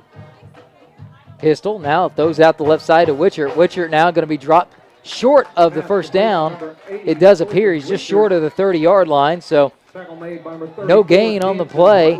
Maybe a half yard. Jansen Hartwig out there on the tackle, going to bring up 4th and 2. So let's see if the Maroons defense can get off the field here. So 4th and 2 upcoming, ball in the left hash. Spotted at the 30-yard line in Perry territory. Looks like trips out to the right, empty backfield, 2 receivers to the left. And look who's in at quarterback. It's not Meek, it's McKee. You got to be thinking quarterback draw if you're the Perry Maroons here. As McKee, not the usual quarterback, and he's just going to run it. Now he's going to cut up the field, and I think he has just enough for the first down, as Perry did a pretty good job defensively there, but McKee knew exactly where he needed to go, and he gets there. Gain of 3, he needed 2, moves the chains for the Chisholm Longhorns. Game's going to be good for a Chisholm. Yeah, and you look at McKee, I mean, he's just so versatile. He's fast, he's strong. 28-yard line. Scored multiple touchdowns tonight. I mean, that's the kind of guy that you want to be able to go to and count on, and Chisholm has it. Now McKee takes his usual spot out there in the slot, and Meek, he's in the backfield all by himself at quarterback, trips out to the left, 2 receivers split right. Shotgun formation. Meek takes it. Quick pass over to the left, and that's in and out of the hands of Brock Elmore. He wouldn't have got a lot. He had got some positive yardage, though, but Elmore can't come down with it. Good pass by Meek. Just Elmore did not make the catch. Brings up 2nd and 10 after the incompletion. You know, and you look at Chisum, you look at the numbers Meek had coming into this game, 88 to 139. They're definitely not a passing team. They connected big on that first play from line of scrimmage for them, but other than that, I mean, they're a mainly running team, and it's evident by a couple of the drops tonight. This time they send McKee in motion, fake it to him, then they'll hand off. And great defense there. Jansen Hartwig with the tackle at the ankles to Bryce Chance, giving maybe a gain of a yard, going to bring up 3rd and 9. So Jansen Hartwig, nice tackle there. 3rd and 9 upcoming. As Chisholm, they're trying to milk clock a little bit too. Now with a 44-point lead at 50-6 here in the first half, they're going to take their sweet time getting that ball in. Shotgun formation, Meek has it, throws it wide open right side of the field. McKee makes the catch, breaks the tackle, and then he's wrestled out of bounds. Check it, it was Elmore, not McKee. Wilson puts him out of bounds, but not before a big gain. It's going to be first and goal inside the 5-yard line to the 4. So Elmore on the catch, not McKee. But big gain of 22 yards, moves the chains. Now Meek takes it, hands off around the left side, and good tackle there. As Elmore, they try to get it to him, and Drake Dale takes him down at the knees. So Drake Dale brings him down, gain of 1 on the play, 2nd and goal from the 3. So ball on the left hash, 2nd and goal from the 3. The score 50-6. Perry trails Chisholm. Meek barks his orders at his team. Wing back to the left. 2 receivers to the right. 1 to the left. Pasby in the backfield. They'll hand it to Pasby. Pasby met immediately and brought down. Bailey Burdick leading the way right there. Loss of a yard. It's going to be 3rd and goal from the 4. Bailey Burdick getting some good penetration, getting in the backfield, and making a nice stop. Good solid stop there, but 3rd and 4th down, they kind of start to run that Wildcat. Let's see if the Maroons can stop that Wildcat because they haven't been very successful tonight. And surprisingly enough, they're not going to the Wildcat. They're going to stay in shotgun. Meek with it, 3rd and goal from the 4. 2 receivers to the right, 1 to the left, wing back to the left side. Reyes looking blitz. The ball's low. Now Meek picks it up. He's going to roll around the right side. Stutters. Now he's going to throw it. And it's going to be out of bounds as he just kind of threw that one away. But Elmore was the intended receiver, so it's going to be 4th and goal from the 4. So good job there by the Perry Maroons. It was a low snap that aided it, but good coverage out there on that right side. Liam Clausen was the guy in coverage. When a ball goes down like that and a guy scrambles, you always got to be careful because you'll get out of position. But Clausen, he stayed right at home and had good coverage on Elmore. So 4th and goal from the 4-yard line as Chisholm taking down the clock.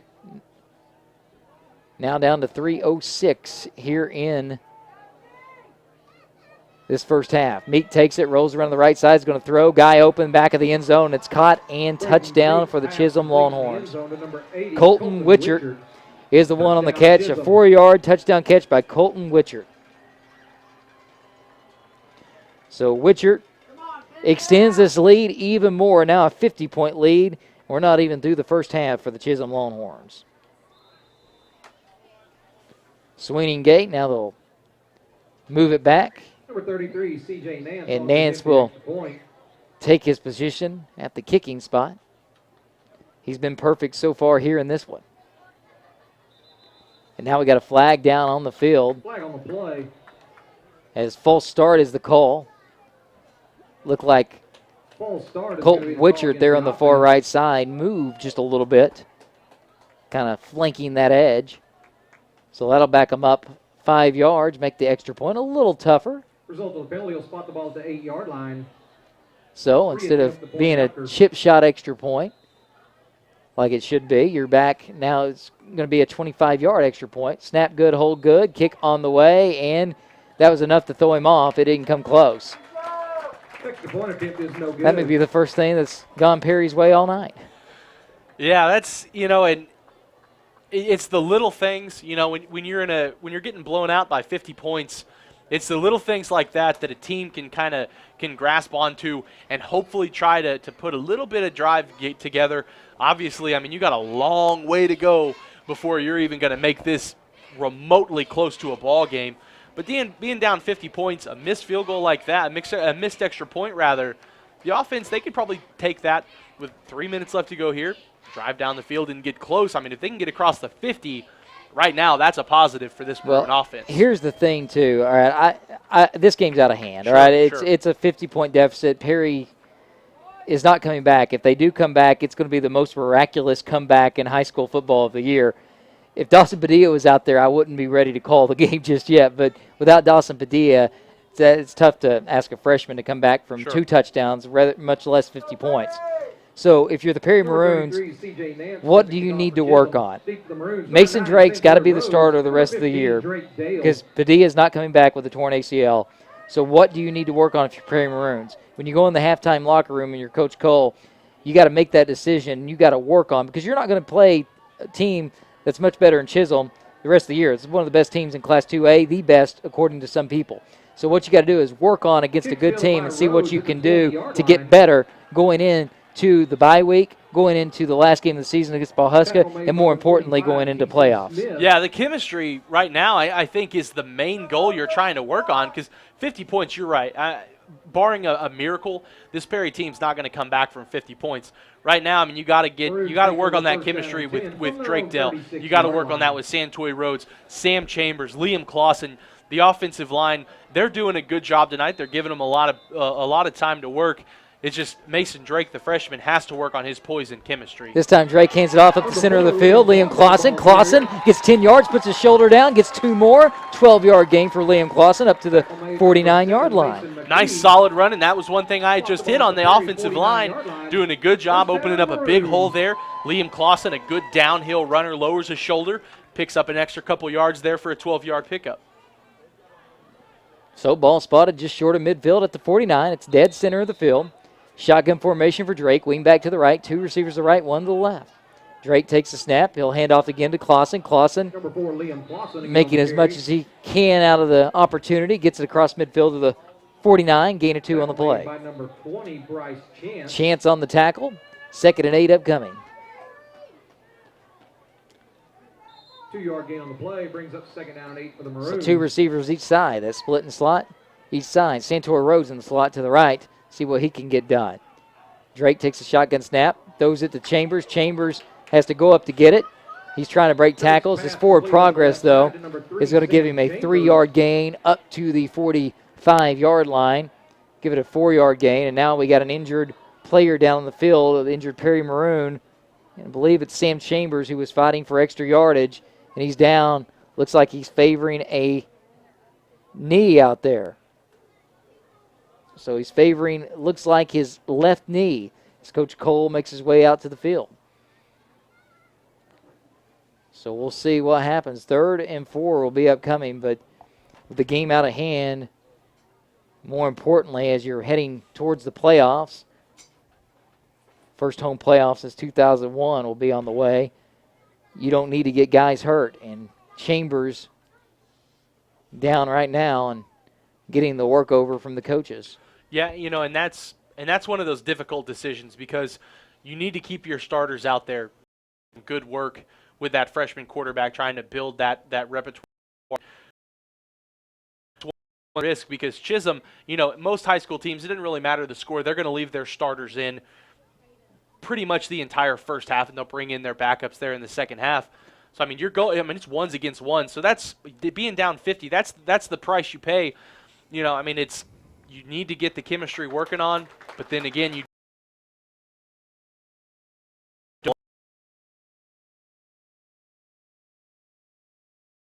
not putting maybe just a little weight on that left leg.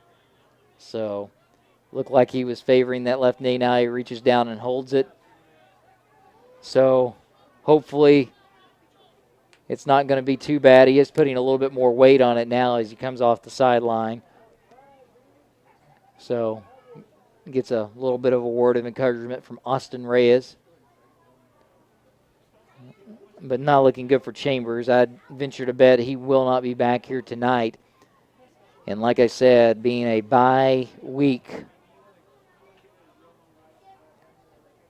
it's going to be much needed to get some guys rested up. And I do see Sam he's trying to work it out. So a lot of movement in that left knee, which is a good sign. Dawson Padilla coming over there. He's got his left knee in that brace, as you know. from the torn ACL.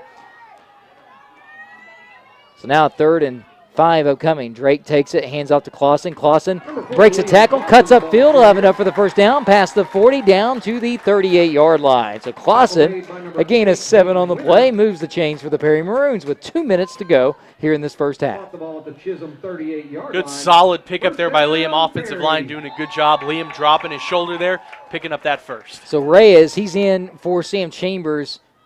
He's at the wing spot right now. They'll hand off to Clausen again. Clausen up the field. Gains a couple of yards on the play. So Clausen giving 2 up to the 36 as Elmore on the stop. So now a 2nd and 8 upcoming as time still ticking away here in this first half with the score 56-6. Chisholm with the lead here in Perry. 2 receivers to the left, 1 to the right. Drake hands off to Clausen, trying to get the edge. He can't do it. Brock Elmore was there to eat it up. Loss of 2 back to the 38 on the play as Elmore sniffed that one out as they tried to get Clausen around the edge. So 3rd and 10 now for the Perry Maroons with 1 minute to go here in the half. Santoy in the slot to the right. Drake Dell split out to the right. Hartwig split out to the left. As it looks like Reyes in the slot to the left. Drake takes a shotgun snap, looking to throw, rolls around the left side. Now he'll just throw it up in the air. And didn't look like there was a receiver there in the vicinity. They're not going to throw the flag, though, for intentional grounding. As Drake Dale was, I guess, somewhat, I mean, he could have maybe, he's close enough not to throw a flag, I guess, right? Well, either that or you're getting a little sympathy. 50 points, I understand the non-call. So 4th and 10 for the Maroons. Drake takes it, fires it to Drake Dell. It's caught. Dell misses it, breaks a tackle up to the 20 to the 15, 10, inside the 10 to the 9. Drake Dell on a slant route, and Mason Drake fired it in there to him. There's no doubt his favorite target is Drake Dell. And Drake Dell inside the 10 with 40 seconds to go here in the first half. So the Maroons threatening here, trying to get a score before half. Shotgun formation. Drake takes it, hands off to Clausen. Clausen bounces off one guy, and he finds a blocker and follows him up to the 5, gain of 4 on the play. So now 20 seconds. Maroons need to go. As Coach Cole not going to call a timeout. Trips out to the left. Mason Drake, shotgun formation. Drake Dell all alone to the right. Drake Dell slant, throws it to him. Ball's tipped, and he can't bring it down.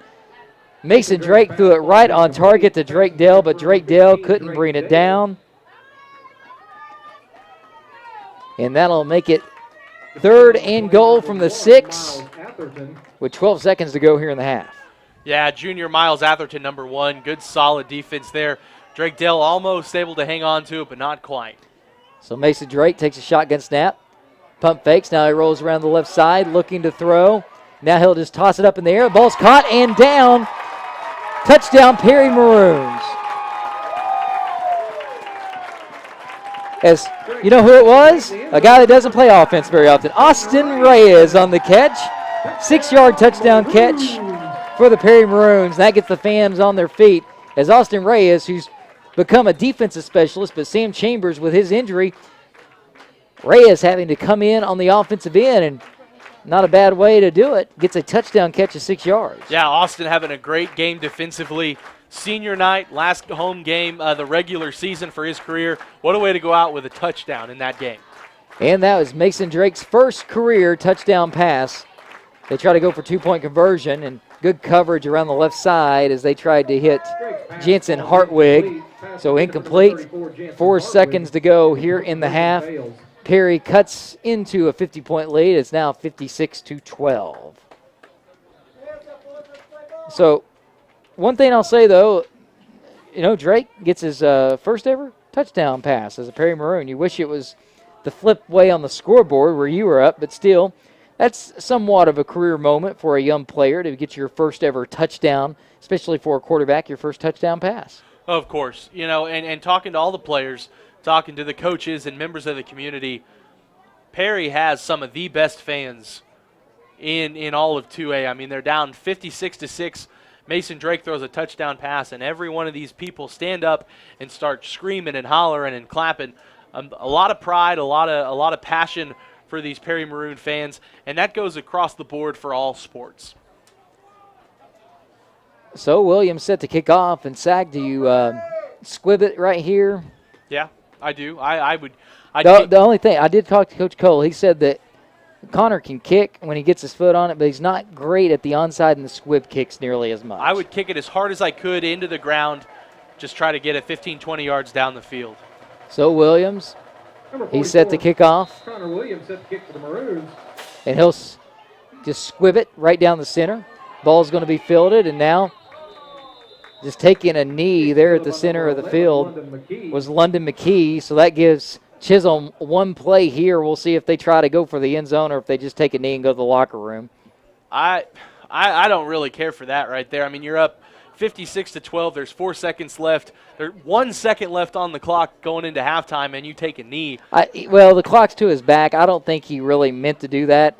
It's just you don't want to fight and lose it right there. I mean, you're not going to get much on a squib kick as far as returning, so I think he just was saying, I'm taking a knee. He may have thought the time was out. So I don't fault the kid there. Now, if they try to throw one to the end zone, that may look a little rough right here, but looks like they just in kind of a knee formation. They do take a knee. So Chisholm will go to the halftime locker room, leading 56-12 here in Perry, as it has been all Longhorns all night long, scoring every which way imaginable. We'll have the recap coming up. Also, we heard of Sam Chambers hurt a little bit ago, and he's actually putting a lot of weight down on his knee now, so he's walking off just fine. It's loosened up. That's good to hear. He's our Perry Maroon profiler tonight, so we will hear from Sam Chambers coming up here in just a bit. We'll tell you how we got to the score that we're at, but it's all Chisholm Longhorns right here in this one, 56-12. They lead the Perry Maroons. McDonald's halftime show coming up. It's Perry Maroon football on Triple Play Sports Radio. All right, halftime score update coming up. Some area games tonight. Stillwater versus Enid. Stillwater's taking care of their home field. They're up 21-3. That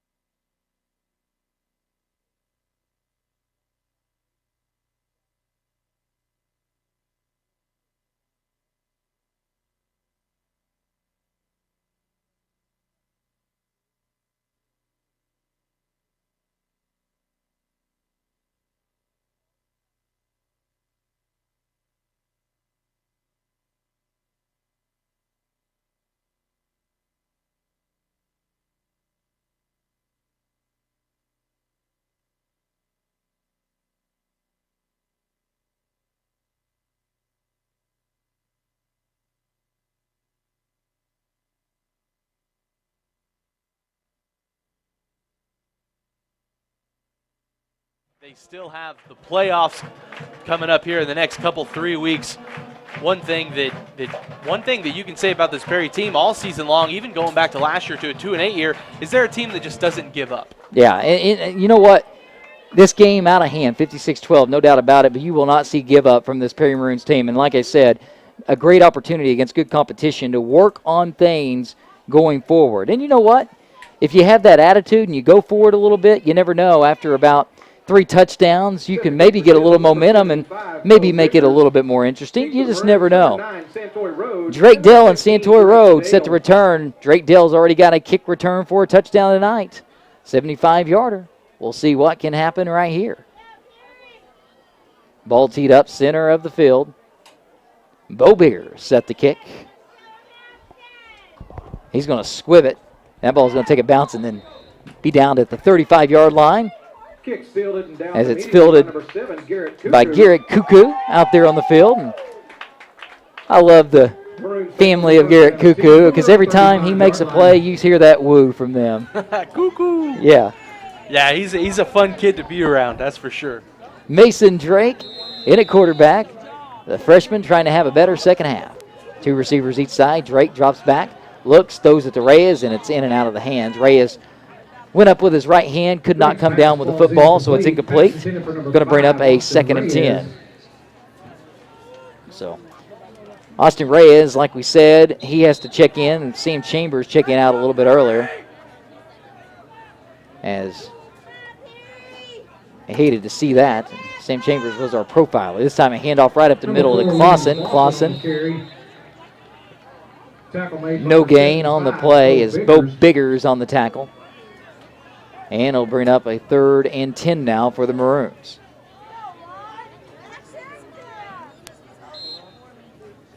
So Austin Reyes, he's at the wing. Santoy Rhodes in the slot to the left side. 1 receiver to the right, 2 to the left. Drake calls the signal in. High snap. He jumps up and gets it. Then he hands it off. Hands it right up the center of the field. And Clausen, he had a little bit of a hole, but is tripped up, only able to gain about 4 yards. And it's going to be a 3rd and 6 as Bryce Chance on the tackle. 4th and 6, so we got a punting situation, and Clausen set back the punt. Good play there, though, by the freshman. Able to go up and snag that high snap. Able to save an extra 5 or 10 yards here for Liam on the punt. And a late Maroon running in on the field, Cooper Richards. Said that 3 and out was a little too fast. He wasn't out there quite yet. So they send Crow in motion left to right as they usually do on the punt. Now we got a flag down on the field. The head linesman on the far side making the call, Bobby Irwin. Full start the call against the Maroons. So somebody over there on that right side flinched just a little bit too much as Clifton Crow was changing his position. So I back him up 5. And another punt upcoming. So Mason McKee, he's dangerous. He's back there, set to receive the Liam Clausen punt. And the punt on the way, that was almost blocked, but Clausen gets it off. End over end kick, fielded by McKee. And now running up the field and grabbing him by the ankles and bringing him down, Garrett Cuckoo. That's the way to wrap him up down low, not letting him get anything. And there's that woo from the family. That was a solid kick there by Liam Clausen. Good yardage. With a guy running down him, too. Oh, yeah, that was, you're talking inches away from being blocked. Great poise back there by Liam Clausen. Great kick. Let's see if the defense can do something. All right, 1st and 10. Ball spotted at the 44-yard line for the Chisholm Longhorns. And Meek, he's going to go under center. Takes it, hands it off. No, play action. Now he's going to throw it downfield, wide open and running right up. Devin Fulgham, and he'll be into the end zone. 1 play is all Chisholm needed here in the second half, and they score. So 62 now to 12 on a 56-yard touchdown pass from Meek and catch from Fulgham. And the Chisholm Longhorns on the board once again. So lead back up to 50, and they come out in the swinging gate. Now the extra point upcoming. Great solid play there by Chisholm. Bit of a breakdown on defense by the Maroons, but you see the Maroons out there. They're not hanging their heads. they're going out there trying to block this kick. So good, solid effort here by the Maroons. And the kick on the way, and it's no good. Point is no good. As Nance, early he was red hot on fire, but the last two he has missed. But the score is still 62-12. The Perry Maroons trailing the Chisholm Longhorns here at home. We'll take a timeout. You're listening to Perry Maroon Football on Triple Play Sports Radio. Get comfortable and stay protected in a rugged pair of Justin original work boots from the Cowboy Travel Plaza at the corner of I-35 and Highway 51. Justin original work boots have been providing comfort and safety since 1879. The Cowboy Travel Plaza is your headquarters for Justin original work boots. Come on out to the Cowboy Travel Plaza, the home of boots and barbecue. Take exit 174 on Interstate 35, Highway 51, just west of Stillwater. Now, back to Zach Lancaster and Jordan Woodruff with the call of Perry Maroon Football on Triple Play Sports Radio. Well, to start off the second half, a 3-and-out from the Maroons, then one play after that, the Chisholm Longhorns after the punt. A play-action pass, able to make a 56-yard grab from Devin Fulgham. And the score now, 62-12, 50-point comfortable lead for the Chisholm Longhorns. Bo Biggers set to kick off. The last time he kicked it, he's not going to let Dell or Santoy get it. He just kind of squibbed it down the middle. We'll see what he does here. That's kind of what he does, kind of a bullet-type kick, and it goes past Santoy. He goes back and fields it right around the 5-yard line. Santoy around the right side trying to find him some space. Cuts upfield, up near the 25-yard line. A nice return by Santoy Rhodes. Just had to go back to get it, so started a little bit in the hole there, but still good run. He's going to be past the 25 up to the 29-yard line. So good job by Santoy Rhodes to get some yardage there, and Mason Drake will take back in at quarterback, and he'll have two receivers to each side. Shotgun formation, Drake, four-man front for Chisholm. Drake drops back, and we got a flag down on the field as the line judge calls a false start, as looked like one of the receivers moved a little bit early, as either Jansen Hartwig or Austin Reyes took off a little quick. The line judge blowing the whistle, throwing the flag over here. So a 5-yard penalty brings up 1st and 15. Now, going back to that kickoff, though, that's a good solid heads-up play by Santoy.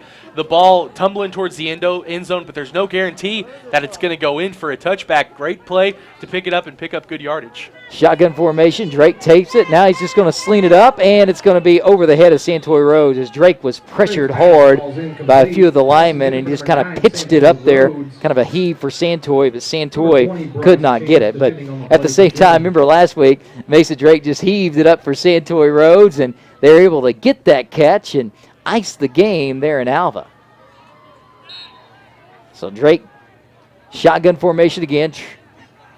Two receivers to the right, wing back to the left, split to the left. Takes a snap, hands off up the center. Clausen finds a hole, able to gain good yardage up near the 29-yard line, but gain of 4 is just about it. Going to bring up 2nd and 11. Good hard run there by Liam Clausen. That's one thing you can always count on for Liam, is he's going to pick up the good short yardage, good hard run, and he's going to bring some punishment along with it. So 3rd and about 10 and a half here to go. Two receivers to each side. Drake takes the shotgun snap, drops back. He's got time. Now he guns it over to Austin Reyes, and it's in and out of Reyes' hands. He wouldn't have got much anyways, as Witcher was right there in coverage, but it's incomplete. And punting situation for the Maroons once again is the dangerous Mason McKee back to return, and Liam Clausen set to punt. They got close to that last punt for Liam Clausen. So they switch it up, and Bryce Chance now deep for the Chisholm Longhorns. So Clausen, not too much of a rush that time. It's going to take a bounce at the 50, bounce straight up, and I tell you, even things like that, you kind of, every once in a while a bounce will go your way and you'll get like 10 extra yards. Remember last week, Dawson kicks a 75-yard punt because he gets a nice bounce. They don't field it. That time, just every time tonight, that ball, when it has a chance to bounce or whatever it might be, it's like it goes straight up in the air or goes back the other way. Chisholm's going to take over midfield right at the 50 right here after a short punt. Yeah, this Maroon team, offense and defense, they're playing real hard. They just can't seem to catch a break on either side of the ball, Jordan. No, yeah. It's just nothing in the cards reads towards Perry tonight, unfortunately. This time they'll jet sweep it to Brock Elmore. He's trying to get around the left side, but Jensen Hartwig's there to bring him down in the backfield. Number 34, Jensen Hartwig. You know, and you look at Perry, jet sweep so popular now in football, and Perry, usually once a night, somebody will get to him. Earlier tonight, Mason McKee got to him on that, but most of the time, Perry wrestles that down in the backfield. They're very good on the jet sweep. They just take away that one big play on the jet sweep, they'll be really good. Now you got a bunch formation, everybody in tight. As around the right side, it's going to be Elmore in the Wildcat, and Blaze Hurlinger in there to make a statement. As Perry Wilson was in there low and then making a statement high was Blaze Hurlinger. And we do got that second team in for the Chisholm Longhorns right now. As Winter in at quarterback. So Hayden Winter checking in at quarterback. He goes out in shotgun formation, wing back to each side. Sends a guy in motion. Now he'll roll out to the left, looking to throw. Throws it up the field for Fulgham once again, and it's just too tall for him. Perry Wilson there in coverage was a step behind, and Fulgham could not come down with it. And it's going to be incomplete, 4th and 11. You know, as the Perry Maroons able to get off the field. That play right there hasn't been real successful for Chisholm tonight, but that's one of the plays that kind of gives Perry a little bit of problem because this Chisholm team doesn't throw the ball that much, and every now and then they'll throw that wrinkle in, and it allows the receiver to get behind the Perry defense just by a step or two. Fortunately, I guess that is the break that Perry has gotten. It's been overthrown every time. Wouldn't you love to see Santoy Rhodes get loose on a punt return here? Low snap, Winter's able to field it. He's going to kick it. Wobbly kick. Santoy will not have a chance at it. And it bounces right near the 25 and takes a short Chisholm bounce down to the 22. Now, they picked it up. The ball was never dead. Smart move. Perry Wilson picked it up and ran upfield. Smart move by Perry Wilson. As Coach Cole was saying, pick it up, because unless they touch it, it's not dead. Perry Wilson picks it up and able to get good yardage on a little bit of a return, as Coach Cole gives him a hand as he walks off the field. And he's going to get up to near the 45-yard line. Give Perry Wilson a lot of credit right there. They'll mark him down. Stepped out, he said, at the 44. Jordan, I don't think I've ever seen that. A punt team just kind of, the ball bounced, it didn't go out of bounds, and he just kind of stared Perry Wilson down. Perry picked it up and ran it. You got to down it. That is the rule. Mason Drake goes up and gets it. Now he's going to hand it off up the center of the field. As Clifton Crow able to get some good yards. Giving 3, maybe 4, up near the 48-yard line. You know, Clifton, he's not going to pick you up a ton of yardage, but he's proven late in the season to be a pretty solid back, picking you up some good yardage. Tell you that 30-yard touchdown run he had at Hennessy was a good one. Now a quick pass, Mason Drake trying to hit Wyatt Boyd, and the ball was a little low and a little bit behind Boyd. He couldn't reel it in, so it's going to be a 3rd and long now for the Maroons. So ball in the left hash. As Coach Cole, he's got his second team in now too. Mason Drake's still out there, so it's pretty much all second-team guys for the Maroons. Chisholm's got the same out there. They'll hand it off to Crow. Crow looking for a crease, and he's going to come down, slipped out there. He gets maybe a yard, and that's just about it. Now we'll have a punting situation for the Maroons. 62-12 to score, 7 minutes to go here in the third quarter. Brings up a 4th down for the Maroons. So Clausen set back to punt. Number 4, Liam Clausen in the punt for Perry. And set to return, Cody Henderson, the sophomore for the Chisholm Longhorns. Deep for Chisholm, number 10, Cody Henderson. So Clausen. Low snap, it bounces. Clausen gets it and he kicks it. And that ball's straight up in the air. It'd be nice if it hit a Chisholm Longhorn. It does it, though, and takes a bounce. And Perry won't make the same mistake that Chisholm did. They're going to down it at the 48-yard line. As Clausen, he just he had to go down. That ball was bounced to him. He goes down and makes a good job, does a good job fielding it, but unfortunately just could not get a good kick after that. But he does get it away, so better than a block, that's for sure. So I was going to say, if you're the Maroons, you'll take a 4 or 5 yard punt compared to the ball getting blocked or him getting sacked way back there on the 35-yard line. Shotgun formation. 2 receivers to the right, 1 to the left. And a ball almost tipped, and now a big hit, big stick out there as Henderson makes the catch. And a big stick by Liam Clausen out there on the right side. A loss of 1 on the pass. As Winter hit his guy Henderson. Henderson probably wishes he didn't catch that because Liam Clausen, he not only hits you, he drives you into the ground afterwards. Shotgun formation for Winter. Takes a snap. Handoff up the center and gobbled up there as it's Brian Chafin there on the tackle. Number 20, Bryce Chance, the ball carrier. Chance can't get anything, so he loses about a half yard. A 3rd and 11 upcoming. Good job by Chafin there. No gain on the play. So 5:40 left, and both teams. Coach Cole's got his first team defense in. He did have his second team offense in on that last one, but does have his first team defense in here. Send a guy in motion. Now Winter's going to drop back and throw it. Drake Dale right there for the interception, and he makes the interception as he's going to bring it down immediately right there at the 27-yard line. Drake Dale with the INT, and Drake Dale looking good on that interception. That is his 4th interception of the year. Great solid pick there by Drake. And before that, I was going to say, Briar Chafin's only a sophomore, 6'2", 275. I mean, you got 2 more years left with this big kid. I'm looking forward to those 2 years. Mason Drake, shotgun formation, draws back to pass. He'll be flushed around the left side. Now looking up the field, throws it. Williams was there in the center. He tried to find that hole, but he couldn't hit him. As Williams tried to find a hole right there in the center of the field, but 3 Chisholm Longhorns right there kind of in coverage. Still had an opportunity, but the ball just a little bit short for Connor. And one thing that the freshman has to work on, he's a good quarterback, and he's showing a lot of poise out there. He's not scrambling around with a lot of, like a chicken with his head cut off. He's really solid out there. He's not making a lot of dumb mistakes. One thing he's got to work on, though, is that accuracy. Threw it a little low.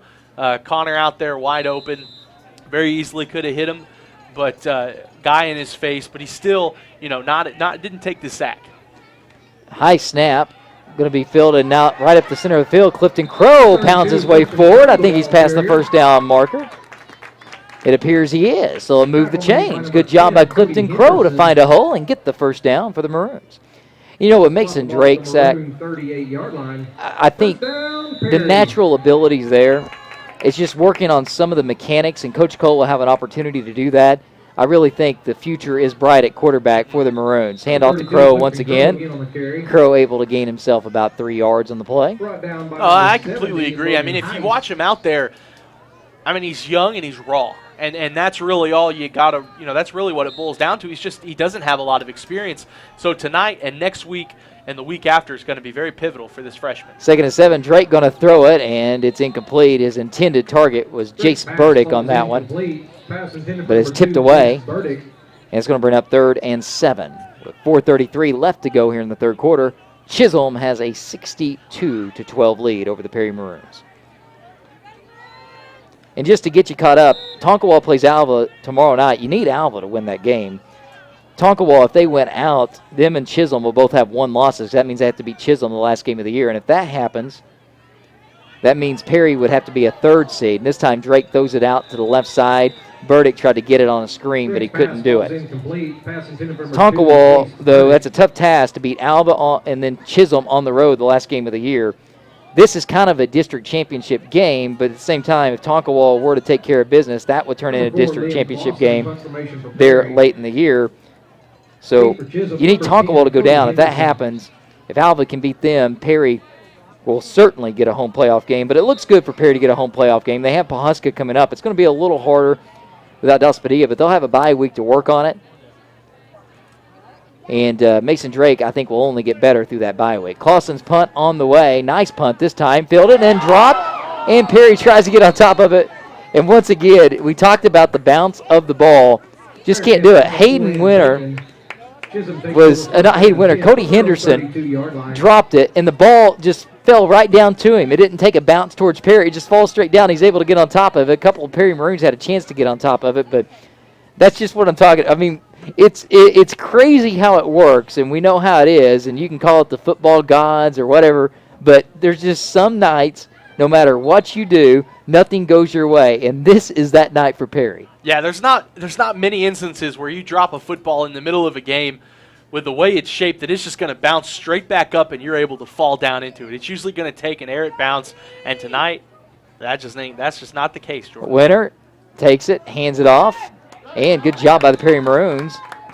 Has no gain on the play. Number 87, Lane As he Smith, the ball handled it carrier. off to Lane Smith, a freshman Tackle made back by there. number 34, Jansen Hartwig on the tackle. So Coach Cole continuing.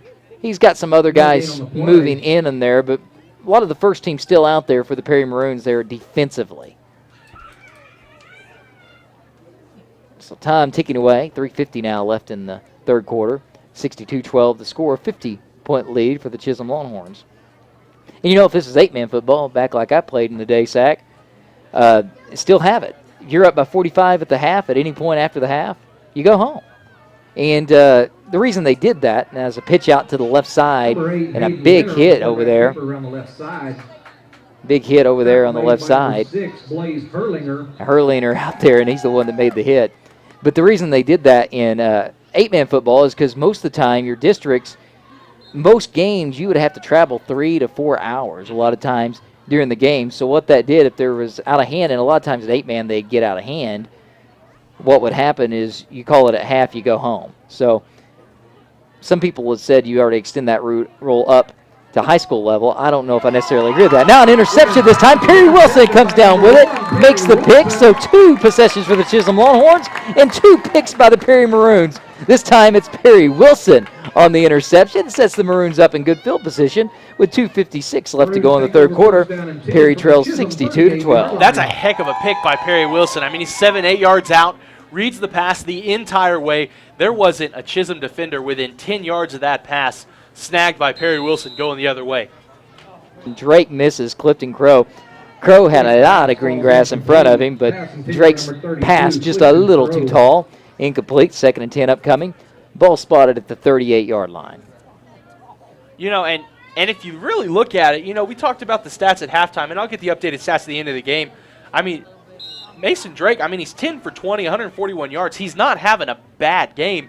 He's just young and inexperienced. This time he zips it over to Jace Burdick around the right side. Burdick makes one guy miss. Then they grab him by the ankles. He falls forward. And looks like he's going to get a couple of yards. Actually, we'll see where they mark it. I thought he got a couple there on the stretch, but they're going to say no gain on the play.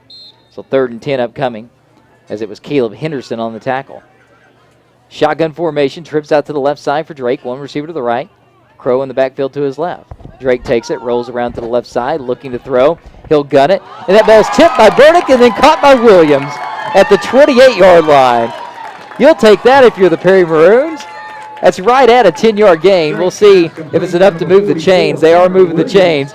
So Drake throws it to Burdick. That was the intended target. Burdick tips it, and then Connor Williams right there to clean it up, make the catch, and move the chains for the Maroons. 27-yard line. First down, Perry. Hey, that was finally a ball that bounced their way, Sack. Yeah, it was. And that's the second tip there by Jace Burdick that was almost caught. Clifton Crow this time gets the handoff in the middle, and he's met immediately. No gain on the play. As Chisholm showing a little bit of emotion there. As Rhett Weber making the tackle, the sophomore. He's an energetic guy. He made that tackle, and he was up and yelling, happy to be in the game. That's one thing about it when you do have games like this. It's not all a lost cause because a lot of younger guys get the chance to get excited about being in a football game.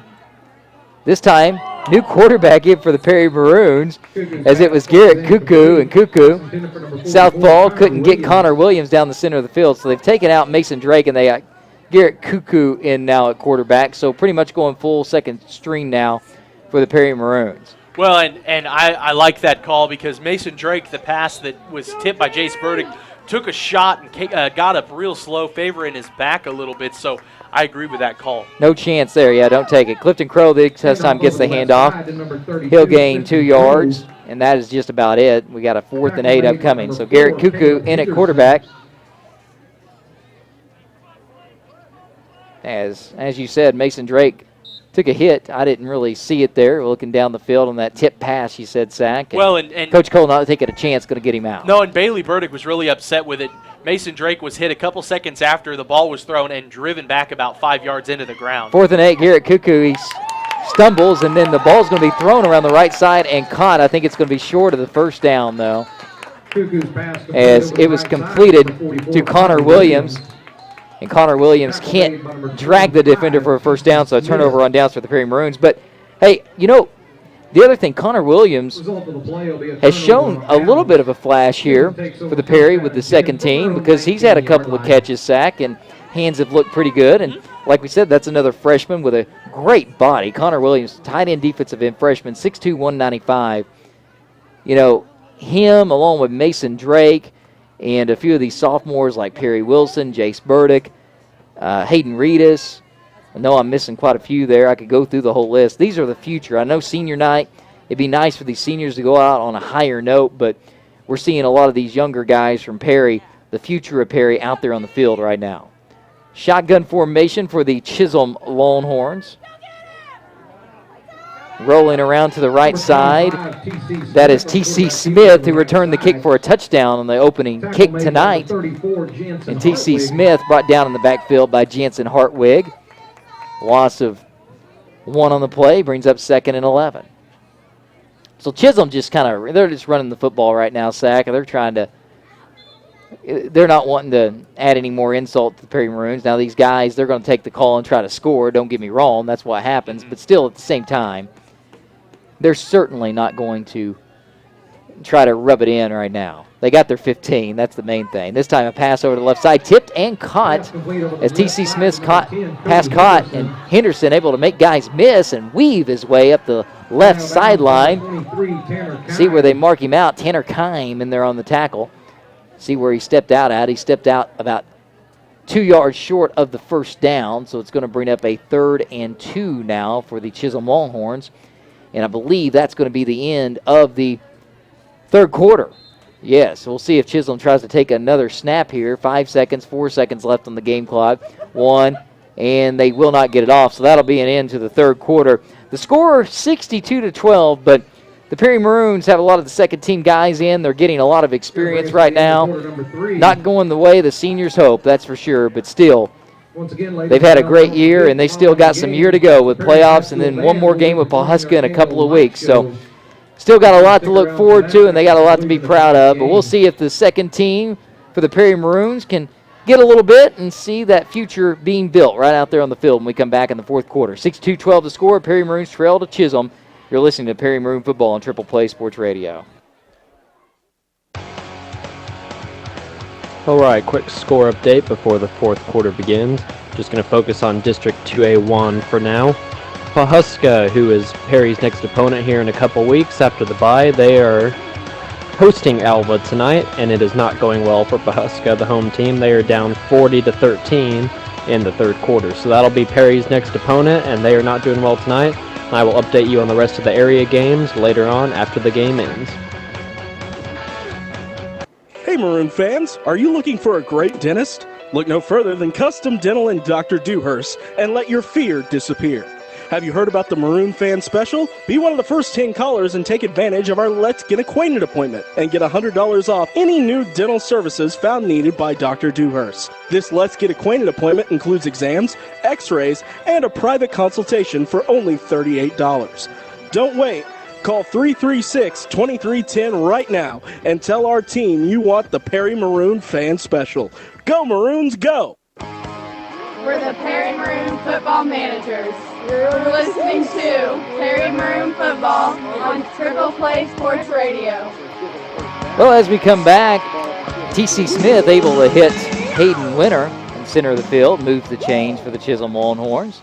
1st and 10 from the 42 on the right hash. Shotgun formation for Smith. Takes a snap, hands it off on the jet sweep around the left side. And now we got a flag down on the field. And Zach, I think you were right on top of that one, my friend, as it'd be enough for the first down, but I think this one's coming back. Isaiah Woodruff on the tackle. Still got to figure out if he's a cousin. Haven't done it yet. We need to get that figured out. Yeah, it was a hold. That's what I thought over here on about the 44, 43-yard line. Very, very blatant. And you're going to see that, with a lot of young guys in, kind of wrapping them around the arm and spinning them around backwards. If my memory serves me correct here, I really think that's only about the fourth, maybe fifth flag of the night. It hasn't been a lot of laundry thrown out on the field tonight. I think the fourth, there was a false start, 3 false starts, and then a hold. Yeah, and one of those false starts was on an extra point. Yeah, 2 and 2, so 2 against each team. And yeah, so shotgun formation. Smith takes it, hands it off up the center, and Perry Maroons wrap them up. I think leading the charge there. Number 87, Lane Smith. The ball Lane Smith was the carrier. Has a few Maroons in there on the tackle, including made by number 20, Carter Isaiah Woodruff. Bocox and Isaiah Woodruff. Spot the ball at the Chisum. I haven't got to call a Woodruff on the football field since my brother back in Gants. I didn't really call those, but I was supportive, So I like this sack. This time a pass around the right side. Nowhere to go. Loss of yards on the play. Hayden Winter on the catch. Number 7, Garrett Cuckoo. Garrett Cuckoo on the tackle. And there's the woo from the family. I love it. That's what it's about. You know what? It doesn't matter if you win or if you lose. It's the memories you make on the field and the memories that your family has. You know what? I talk to parents quite often, and players take it hard, what they do on the field if they're not successful. But parents take it hard, too. Oh, yeah. They really feel for these athletes out there. Well, the parents go to everything. They made the child. They go to everything. They spend the money, and they're just as much invested as they are as the kids. This time Winter gets it on a jet sweep. He'll have enough for the first down across midfield to the 40. Hit hard, but not before a nice run. It was Wyatt Boyd. Wyatt Boyd made a good hit. Wyatt Boyd stared him down afterwards. His namesake, Wyatt. That's what you do. I mean, Wyatt, after, what Wyatt Earp was famous for, don't you? The pistol whip. First down, Chisholm. He really was. That was, we think of Wyatt Earp as lawman, but his signature move was the pistol whip. And if you watch Tombstone, you see him do that. He actually did that in real life. He liked to decapacitate his outlaws, I guess you'd say. This time a run around the right side by the quarterback and a throw. It's going to be caught by Noah Hahn. And Garrett Cuckoo on the tackle again. Gain of around 4 on the play. Brings up 2nd and 6. So 2nd and 6 upcoming. 9:20 left here to go in the game. 62-12 the score. The Perry Maroons trail to the Chisholm Longhorns. Game out of hand, but still a lot of younger players for both these squads tonight getting experience here in this fourth quarter. I like to, Connor Williams there at defensive end. I like to see Connor Williams make a big play here in a sec. Well, and I think it's coming up, too, because he's this close on just about every single play. And now we're going to have a delay of game penalty. That'll back them up 5, the Longhorns. Flag on the play, delay of game against the offense. Result of the penalty will spot the ball. So we'll make it a 2nd and 11 now for the Longhorns. And Smith still in at quarterback. And he sends Winter in motion. Actually, Henderson. They'll hand off to Henderson on jet sweep. Henderson gets around the outside, and he'll be pushed out of bounds. And it looks like he's going to be right past the first down marker and some change to go with that. Flag on the play. Flag on the play, and it's a holding call. So another holding call. And that's what happens a lot of times with the younger teams on the field. You'll see some of those holding calls.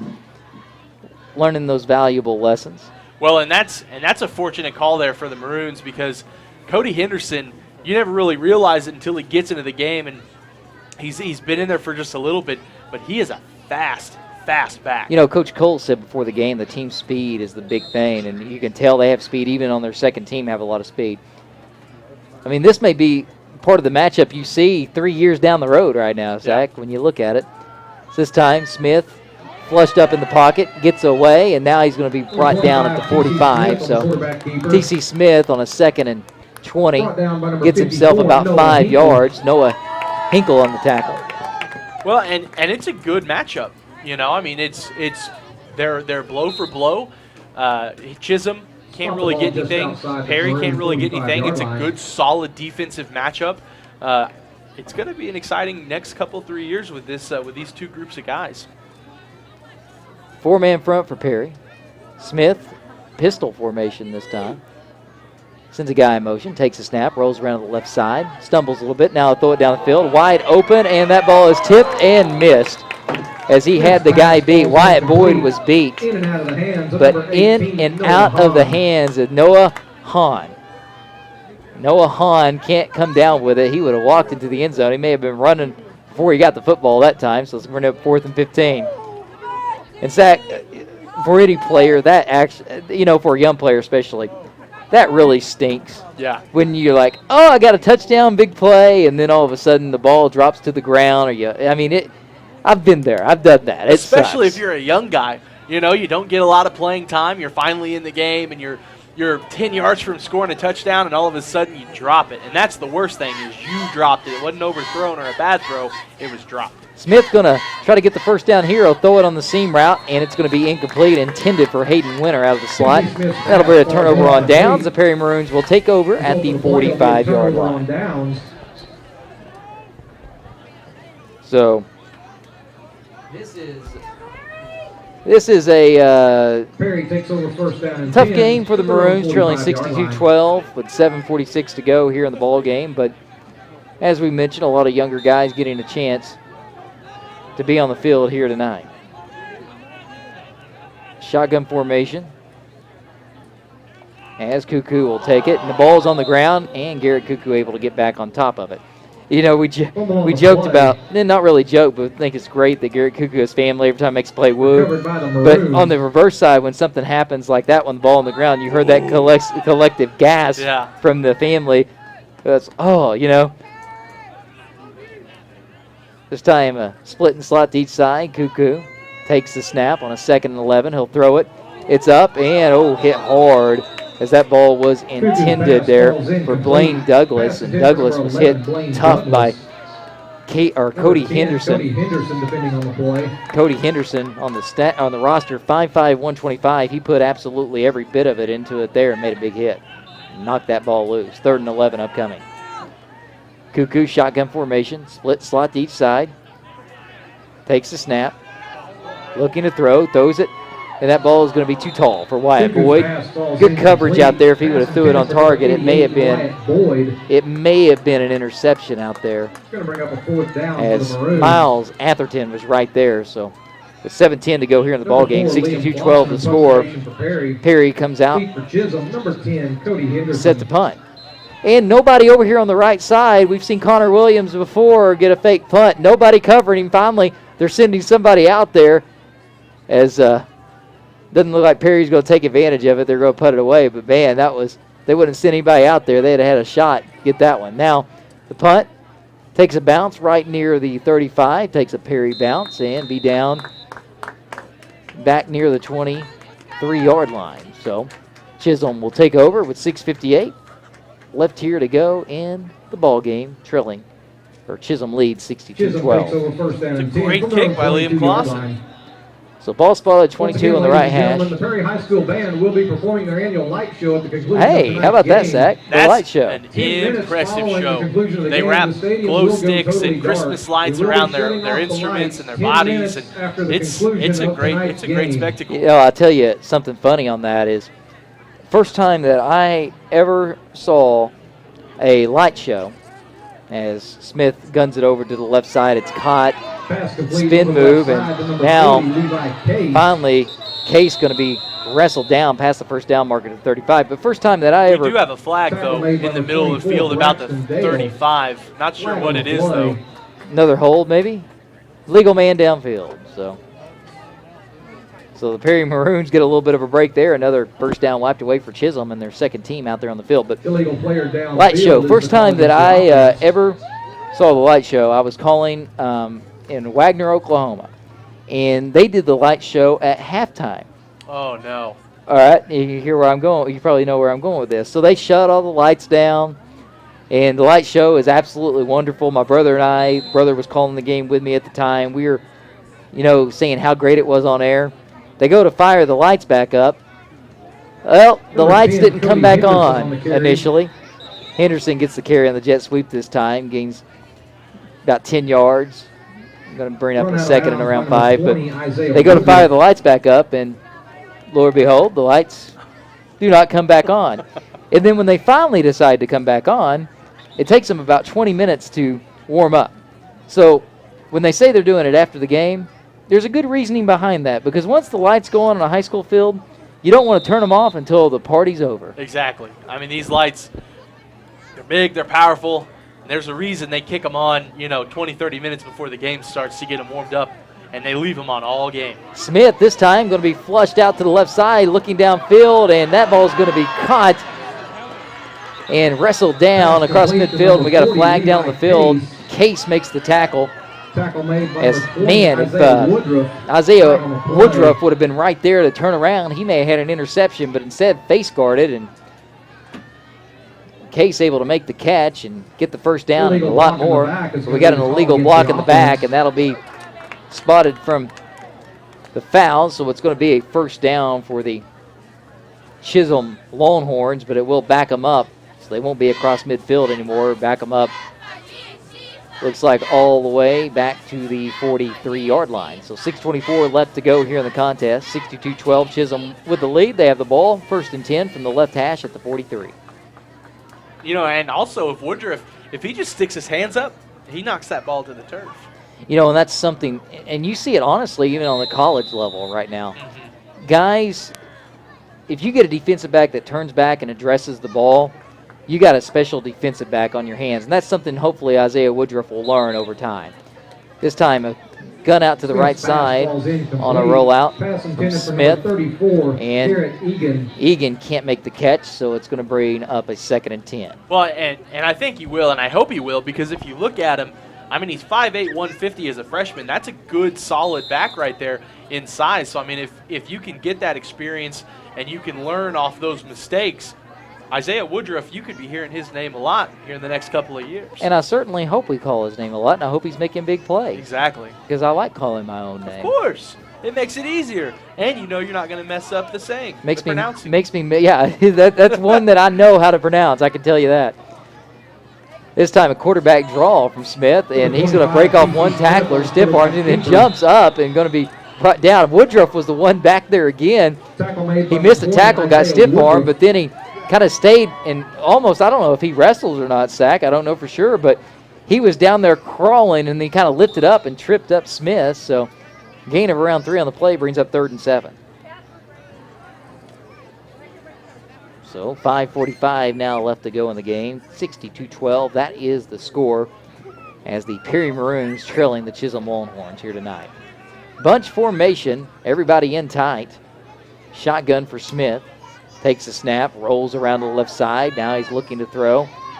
He's going to be flushed back to the right. Now he's going to take off and run up the center of the field. And Connor Williams just kind of reached back and grabbed him and stopped him. And then Smith able to get past that, and then ultimately brought down by, looked like Noah Hinkle, but Connor Williams was the first one in there, and he just kind of reached out and showed some good upper body strength, just kind of ripping back. So 4th and 3 now. On the way for the Chisholm Longhorns. Ball spotted at midfield, dead center of the field. See if the Perry defense can get off the field and maybe get one more touchdown before the end of the game. This time Smith going to run around the left side. This is going to be straight run, and a great job right there as getting out there in contain was Justin Golden. And Golden had a rough night being brought down on a punt and then had a punt blocked. But right there, a nice tackle by him to get back in the backfield, contain T.C. Smith, and bring him down and turn it over on downs. Perry takes over. Ball across midfield at the 45. It's Cuckoo in at quarterback. 2 receivers to the right, wing back to the right, split to the left. This time, handoff up the center of the field and wrapped up by a whole host of Chisholm Longhorns. Some of the fans thinking it may have been a little late push by Sean Miller, but no flag on the play. Good solid run there by Devin Fogelman. Yeah. I like Devin Fogelman. They call him Fogel. I talked to him a little bit yesterday. good kid, good head on his shoulders, and everyone seems to like him. Well, and he's a kid that doesn't get out in the field a lot, and he's a senior. So but this is his first year to play as well. Yeah, so, I mean, he hasn't been out in the field a lot, and he's out there as a senior, and good to see him get something like that. Now, ball thrown behind. Pass falls incomplete. Garrett Cuckoo was trying to hit Number 8, Cooper Richards. but is behind him, so 3rd and 11 now for the Maroons. But, yeah, that's the other thing, too. Senior night, I always feel like it's important to get every senior out there on the field, even the ones that don't get a lot of playing time. And Devin Fogelman, one of those guys, and getting a carry there just a second ago. And, you love to see that. Split and slot to each side. Garrett Cuckoo drops back to pass. Now he's going to roll left, throws, and that's way too tall for the intended receiver, Wyatt Boyd. Garrett Cuckoo couldn't hit him, and it's going to bring up 4th down for the Maroons, and they'll send out the punt team.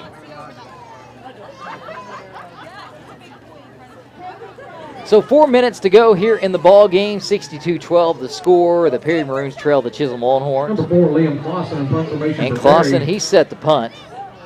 Deep for Chisholm, number 81. And set the return. Kobe Viveros. A freshman for the Longhorns. And Crow goes in motion left and right as usual. Liam Clausen's kick, a bullet, takes a nice bounce at the 22 and goes out of bounds.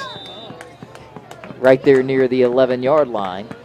Looks like they'll mark it at the 12. And we had talked about it all night, not getting the Perry bounce. That ball bounced about the 20-yard line and just rolled down the sidelines before it kind of bounced out right before it stopped. Yeah. That's a heck of a bounce right there. And that's the thing. A good bounce isn't really going to make a difference here tonight in the game, but, it's one of those nights where we talk about, and it's one of those small things that almost is frustrating sometimes. It's like, nothing's going our way. We can't even get a ball to bounce for us. And like you said, that took a nice bounce for Perry, but I don't know if it means a whole lot right now. I tell you, I'd love to see one of these young guys get him a pick 6 if they're going to throw, or get a fumble recovery for a touchdown. They send a guy in motion, jet sweep around the right side. Lots of room for Egan, and Egan will have enough for the first down as they'll keep the clock running right now. 21, Dallin Smith. Dallin Smith on the tackle for the Maroons. Dallin Smith, the junior, getting in on the action. So Mitchell Hartwig, a freshman, checking in now, and I hear, sounds like some of his family yelling, saying, is that Mitchell? They're happy to see him out in the field. So Smith, quarterback, set to take the snap, sends a guy in motion. He'll pass him up. Now he'll hand off at the center of the field. Nice hole. And brought down Lane Smith after a gain of around 6 yards. So the game's over, that's for sure, as far as the scoreboard's concerned. But like I said, I would still love to see one of these younger players for the Maroons get them a fumble recovery. Might I say fumble recovery for a touchdown? That'd be something nice right now. It'd be nice to end the game on a positive note. Smith set the throw, throws it. Oh, man, breaking on the football was Caden Moxley, and it was just a little too tall for him. You could see him out there. That was that pick 6 I was talking about. If Caden Moxley would have been able to get that pick 6, man, he may have been, that would have been a big play towards the end of the game. Man, that's the one time you wish T.C. Smith would have threw the pass on target, because Moxley would have been going the other way. Oh, I know it. Moxley has his hand raised. It's just about a foot too tall for him, but, I mean, if it's right on target, Moxley, that's a 35-yard touchdown right there. Shotgun formation for Smith, 3rd and 4 upcoming. He'll roll around the left side. Looks like this is a straight run. He'll get around the outside, and he'll have enough for the first down. Stays in bounds. They'll keep the clock moving, but a nice hit there. I think it was Moxley as well as Isaiah Woodruff in there on the hit. And that'll move the chains, and we now got 2:25 left here in the ball game. Ball spotted at the 40. As this game, just probably another first down away from it being over. Annual light show 10 minutes following tonight's game.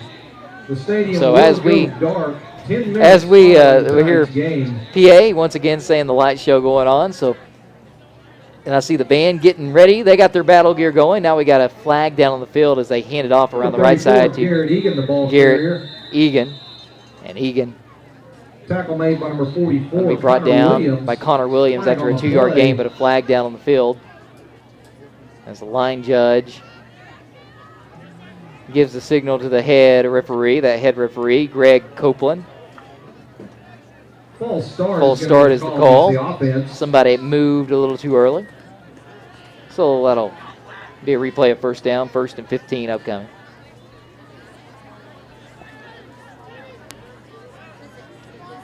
So they'll get the clock back going here. And Chisum just going to take it on down. 62-12 is the score. Chisum leads Perry here tonight. And what we thought would be a chance to win the district championship for the Maroons, but the Chisum Longhorns had other plans with a great ball game here tonight, showing why they are worthy of a #1 ranking in the state. Lane Smith takes the carry around the right side, and he'll be brought down. As that tackle made by Kyler Friend, a sophomore, and he gets a nice ovation from the crowd.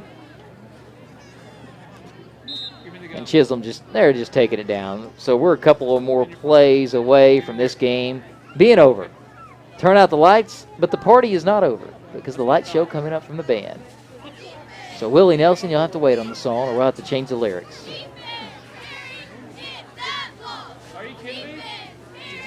This time a handoff on the jet sweep. It is just ate up in the backfield. Good job by Justin Golden. He's been there, and really they got outside of him once, but he's been great at containing that jet sweep here in this ball game with the second teamers out there on the field. So we're one play away from this game being over, and the referees are going to blow in. There's 4 seconds between the game clock and play clock, and Smith gets the call. And this will be the final play of the ball game. And Smith takes the shotgun snap. He'll hand it off as Lane Smith darts forward, and he'll be short of the first down, and that will do it for the ball game. The teams will go to the midfield mark, and they will shake hands, and the Chisholm Longhorns come out victorious. The final score, 62-12. All Chisholm, and nothing for the Perry Maroons and the fans to hang their heads about. They've had a great season thus far, and it's not over yet because they still got a district game against Pawhuska. And with a win on that, they will have an opportunity with a win to, you know what, Zach? With that win, they'll have an opportunity to host a playoff game, which will be the first time since talking to coaches as well as Les Justice. They think about 2001, which would be big for the Perry Maroons. So hopefully that'll happen, but it'll be 2 weeks. They'll be on the road at Pawhuska. We'll take a timeout. When we come back, we'll break it down. Hopefully Coach Cole will make his way up, and we'll talk to him. We'll have final stats and more. The First Bank and Trust Company postgame show coming up. The final score, 62-12. Chisholm Longhorns beat the Perry Maroons. You're listening to Perry Maroon Football on Triple Play Sports Radio. All right, quick post-game score update for everybody. Area games tonight, Stillwater versus Enid here in Stillwater, and the Pioneers have a 35-10 lead in the fourth quarter. Perkins Tryon versus Oklahoma Christian. This game just ended, and Perkins wins 39-8 is the final score. Guthrie at Piedmont tonight. This has been a close game throughout, and after trailing the whole night, Piedmont has now pulled ahead 22-14 in the fourth quarter. Coyle versus Midway, this game has ended, and 64-12 was the final. Coyle gets the W. And then in District 2A1 tonight, Alva at Pawhuska, and Pawhuska is obviously Perry's next opponent, and things are not going well for Pawhuska tonight. They trail 60-21 in the fourth quarter. That's all I have, and the postgame show is coming up.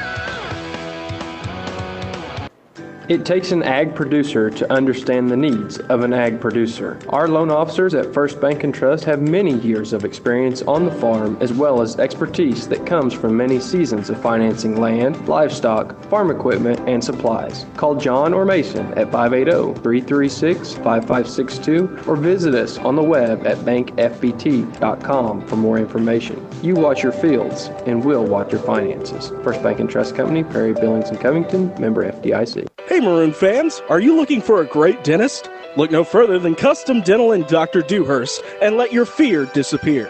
Have you heard about the Maroon Fan Special? Be one of the first 10 callers and take advantage of our Let's Get Acquainted appointment and get $100 off any new dental services found needed by Dr. Dewhurst. This Let's Get Acquainted appointment includes exams, x-rays, and a private consultation for only $38.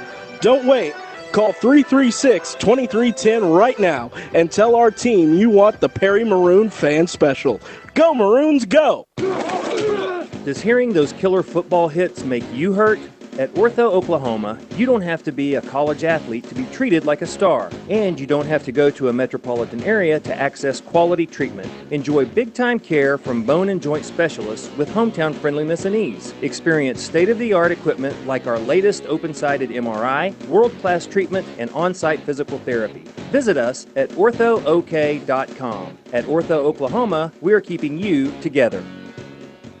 Ever wonder what your favorite Oklahoma State figures are up to? 80-something one of the all-time greats. You know, that's one of the great things, having the opportunity to coach. Find out each week with Where Are They Now? With Tom Dorado. Chris Stanley, former All-Big East offensive lineman, a member of the War Pigs. It was something that started out as kind of a joke amongst us. Each Wednesday at 5, Tom talks to former Oklahoma State coaches and players to see how life is going. Don't miss Where Are They Now? Wednesdays at 5, only on Triple Play Sports Radio. Final score has been posted. It's time for the First Bank & Trust Company postgame show on Triple Play Sports Radio. Now, with a breakdown of the Perry Maroons battle, here is Zach Lancaster and Jordan Woodruff. And the final score in this one, 62-12. The Chisholm Longhorns come away victorious in what, leading in, we thought could be a district championship type game, but now that district championship could actually be Tonkawa, as they only have one loss in the district, and Tonkawa is still on their schedule. They have to play Hennessy coming up tomorrow, and then they're have to play Hennessy, and then they're going to have to play Chisholm, and Chisholm has that game at home. So if Tonkawa were to beat Hennessy, and Hennessy or Tonkawa then beat Chisholm, that means Perry, Chisholm, and Tonkawa would all have one loss, and that would mean that whoever wins that head-up game between, well, you had a three-way tie there between those teams, the percentage, so then it would go to points in that situation to see who's the first, second, and third seed.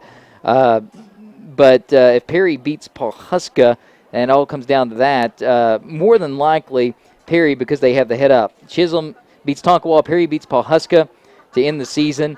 That means that Perry will have the 2 seed and host a playoff game, which we, as we're told, we think is the first time since back in 2001. But the final score in this one, Perry loses to Chisholm 62-12. We'll tell you how we got there. Started off, Chisholm takes the kickoff return, 88 yards for a touchdown. T.C. Smith, 2-point conversion was good. The score was 8-0 after that. Perry, after that, had a 3-and-out. And then Justin Golden was back to punt. Could not handle the ball, and he was tackled for a loss. Chisholm got the ball at the 29-yard line in Perry territory. 8 plays later, Mason McKee out of the Wildcat, able to get into the end zone on a 3-yard touchdown run. Extra point was good, 15-0 after that. Perry, though, showed a little bit of life, as after that touchdown from Chisholm, Perry was able to get a 75-yard kickoff return for a touchdown, as Drake Dale was able to make it 75 yards and get in the end zone. Extra point failed, 15-6 at that point. Then a couple of 3-and-outs for each team, and then Chisholm, they take over. One play is all it took for them, a 66-yard pass to Mason McKee right up the center of the field on the seam. Extra point was good, 22-6 at that point. After that, Perry had a punt blocked by Levi Shields right near the 45-yard line. He blocked the punt, he picked up the punt, ran it 45 yards for a touchdown. Extra point was good, 29-6 at that point.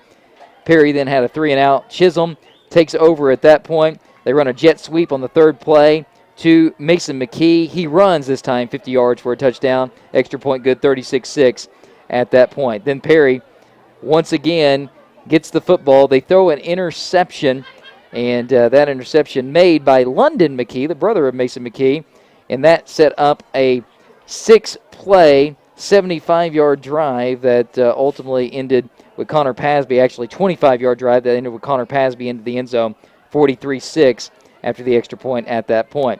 Perry then had a nice little thing going, had a couple of first downs, and then They threw an interception. As Mason Drake throws an interception, it was returned 60 yards by Connor Pasby for his second touchdown of the night. Extra point is good, 50-6 at that point. Perry then takes over at that point, has a 3-and-out. Chisholm takes back over at the 39-yard line. They march at 61 yards downfield on a 4th and goal from the 4. They're able to hit Connor Witchard on a touchdown pass as Meek hits him for a 4-yard touchdown pass. Extra point is no good, 56-6 at that point. Perry, though, did get one more score before the half. With 3:02 left, Perry was able to drive it down the field, and it was an 11-play drive that went 64 yards, ended by a 6-yard touchdown pass as Austin Reyes took the place of Sam Chambers, who was on the field. So Sam Chambers had to go off the field due to injury. So Sam Chambers out, Austin Reyes in. He catches himself a touchdown pass. As we go into the second half, Perry had a 3-and-out to begin it. Chisholm, after that, scores the final points of the night as they were able to get a 56-yard touchdown pass to Devin Fulcam. And after that, no scores left on the board. Later on in the game, Drake Dell and Perry Wilson both had interceptions. But as I said, no scores after that. The final score, 62-12. Zach, let's get the final stats real quick. Mason Drake, 12 for 30 on the night, 152 yards, a touchdown, and 2 picks.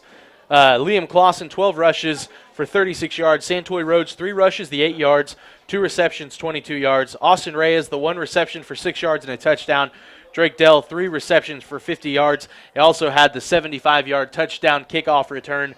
Brandon Meek, 9 of 14, 172 yards, 3 touchdowns. Pasby, 7 rushes, 16 yards, and a touchdown. Mason McKee, 6 rushes, 58 yards, 2 touchdowns. He had 4 receptions, 85 yards, and a touchdown. Fogman, 1 reception, 56 yards, and a touchdown. And then Colton Witcher, 2 receptions, 4 yards, and a touchdown. And it was all the Chisholm Longhorns scoring non-traditionally. They had a block punt for a touchdown. They had a kickoff return for a touchdown. They had an interception for a touchdown. And, I joked they look like the Alabama Crimson Tide tonight because, Alabama, they have 11 non-offensive touchdowns on the year. Chisholm gets 3 non-offensive touchdowns here tonight and able to roll over the Maroons. Final score, 62-12. With that, we will take a timeout. When we come back, we're hoping that Coach Cole maybe makes his way up, but disappointing loss certainly for him and his boys. So if he doesn't make his way up, we will probably looks like he's coming up here, so we will get a chance to talk to him. So that'll be coming up. Stay tuned. We'll have that coming your way. You're listening to Perry Maroon Football. The final score, 62-12. Chisholm gets the win here in Perry. It's the First Bank and Trust Company postgame show on Triple Play Sports Radio. We have always been committed to offering state-of-the-art access to your accounts with First Bank. Our newest product, Mobile Deposit, adds another convenient and secure service to our online banking suite. Don't worry about making a special trip to the bank just to deposit a check. Take a picture of it and send it to us anytime, 24/7, and we'll take care of the rest. To get started, go to bankfbt.com or contact one of our new account representatives at 580-336-5562. First Bank and Trust, Perry, Billings, Covington, member FDIC. McDonald's has a great new option on the menu. Now you can choose any 2 from a triple cheeseburger, quarter pounder with cheese, filet of fish, or 10-piece McNugget for just $5. Now some of McDonald's favorites are available, any 2 for just $5. The biggest question is, am I going to enjoy the McPick 2 for just $5 or enjoy McDonald's all-day breakfast option? McDonald's on 6th, McElroy, Perkins, Perry, and the Turnpike. McDonald's 2 for $5 deals or breakfast all day. I'm loving it. You'll be walking proud in a new pair of Justin boots from the Cowboy Travel Plaza at the corner of I-35 and Highway 51. Justin boots have been handcrafted since 1879, and the Cowboy Travel Plaza has a wonderful selection. Justin Boots, providing dependable footwear at a value. For a great selection of Justin boots, it's the Cowboy Travel Plaza at Interstate 35 and Highway 51, exit 174. Boots and barbecue, they await you at the Cowboy Travel Plaza. Integrity, respect, professionalism, and a genuine caring attitude is exactly what you can expect from us at Brown Duggar Funeral Home. We are committed to being available to you every step of the way. We know that losing a loved one is never easy, but it's our privilege, responsibility, and our calling to help ease this process as much as possible. We are avid supporters of the Perry Maroons and welcome you to come or stop by. We're located at 1010 North 7th or call us at 580-336-4444. Brown Duggar Funeral Home. We are here for you. It's the First Bank and Trust Company post-game show on Triple Play Sports Radio. With one last look and a preview of next week's matchup, here is Zach Lancaster and Jordan Woodruff.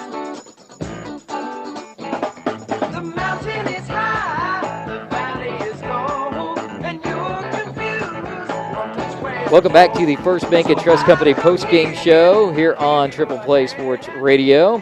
Perry Maroons fall 62-12 to Chisholm, and what was kind of what we was set up as a district championship type game, and it would have been if Perry was able to come away victorious. Unfortunately not, and Coach Travis Cole, he joins us right now. And Coach, we said it on air, and we said, from the get-go, balls, it's one of those nights that snowball, but then even just little things, balls just didn't bounce your way all night long. But when they take that kickoff return for a touchdown, and you said it to me off air, it was just a snowball effect, and it was almost from the get-go. Yeah, it was. I mean, you preach that stuff all the time, excuse me, that things aren't going to go our way. And just like like we and I have talked about, our kids are resilient. They have been all year. To be honest, that happened. I wasn't really worried about it. I mean, and really hats off to Chisum. We've all seen it. Blaze is 80% of our kickoffs probably. He's in on the tackle. Well, they sent two guys to him and double teamed him right up the middle, and those other guys have got to rally and make a play. And they've probably gotten in a little bit of habit of, if I just hustle down, Blaze is going to make the play. You know what I mean? Yeah. And it's, and then you had the punts, the block punt, the fumbled snap on a punt, which. Like you said, it just snowballed, and we couldn't stop the bleeding soon enough. Yeah, and you look at it, Coach, I know it's tough. Sometimes maybe losing a closer game can be tougher than this. But even though it was senior night, you hate the seniors go out this way, but hopefully you get another home game with a home playoff game. But a great opportunity tonight for both you and Chisholm and Coach Reinhardt over there to get some of the younger guys on the field and kind of build for that future, and you were able to do that tonight most of the second half. Yeah, we were, and that's the silver lining to games, when things happen like this, and those young guys, and then we were just having a conversation there in the last minute of the game. Somebody like Kyler Friend who came in, he made a great tackle, and he didn't play football last year, and he's come a very long way since May, and it's little things like that, to stuff like that, and it's awesome for our young guys to get in there and get some action on Friday. Dawson Padilla, he's not there this year, as we know. I mean, he's going to be struggling even to get back for some baseball, which he loves. But when you look at Dawson down, certainly we knew it would take an effect on the offensive end at quarterback, but you talked about special teams with the punting and the kickoffs. That made a pretty big difference right there. You realize you missed Dawson more than just one area. Right, exactly. You can't. I'm not blaming. You can't blame Justin Golden. He's offensive lineman out there catching punts. And it's a bad snap. In which we've all year Dawson's. If the snap's a little bit off, he's an athletic kid. He catches it, kicks it. No problem. And yeah, it was. I mean, he.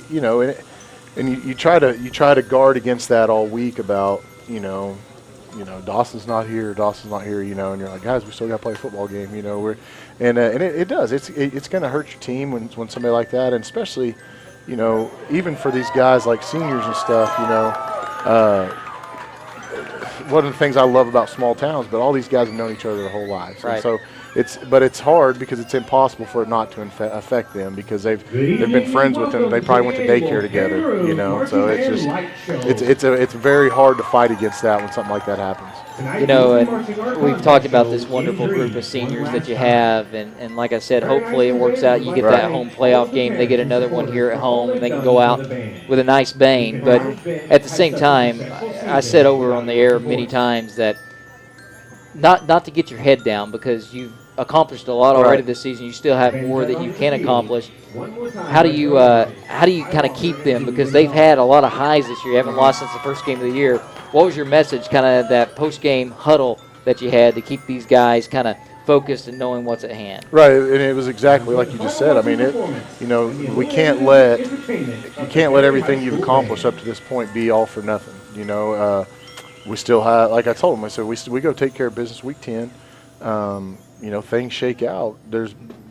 a very good chance we have a home playoff game. You know, we're going to play another one here, and once that gets here, you know, it's all or nothing. You know, anything can happen when you get in those situations, and that's the main thing. Just reiterating that, guys, you've accomplished a lot to let it just, you know, go downhill from one. I shouldn't say little thing. It's a big thing. Dawson getting hurt, but you know, it's just staying the course. You know, you still have a job to take care of. We still have, you know, a very good chance of a lot of football ahead of us. You know, we can't just let it all fall apart on us. And that's what I told them. Just, you know, we're going to move on from it. We're going to get ready to go and get everybody ready. So it's a bye week coming up, which is probably rare for you know, high school football coaches until recently, and we're seeing more take advantage of that. You take advantage of it this year, playing 0 weeks, so you get a bye week.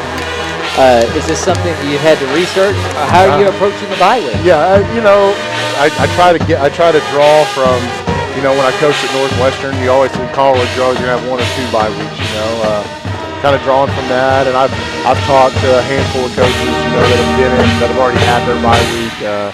You know, I talked to Barrett Shoup at Cushing, you know, a couple years ago before the state finals. They had that week off, and yeah, you know, you just try to gain, you know, a little bit of knowledge here. You kind of have a pretty good plan of what you think you're going to do. Just talk to other guys and, you know, pick up a tidbit here and there where you're, that's a good idea, you know. And that's the biggest thing is, you know, with Sam getting hurt tonight, I think he's going to be okay.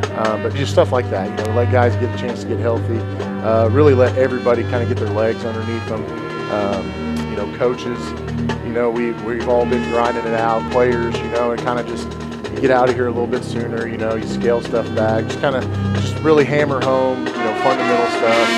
Stay sharp on our little thing, on our fundamentals, stuff like that, and you know, have a little bit of free time. You could also extra study time, maybe for Paul Huska and the Huskies coming up. You're going to take advantage of having another week and maybe extra film sessions to make sure you go secure yourself a win on the road. Yeah, it'll be, you know, we'll be focused in on them, and I mean, when we go outside to practice, we won't be in pads, but we're going to be lining up against what they're going to do offensively and defensively, and you know, just kind of lightly go through it, make sure we know what our reads are, what we're looking for, and getting in the film room, watching that stuff, and it'll be more mental preparation and let your body feel kind of thing. All right, well, Coach, no, it's tough. I know you and your boy. I know it's tougher on you because of what the boys are going through. Because I know that you wanted them to get this and taste that district title, but at the same time, still a lot out there. And getting a home playoff game here in Perry, that is a huge step forward. Yes, that's what and I told them that too. I said, guys,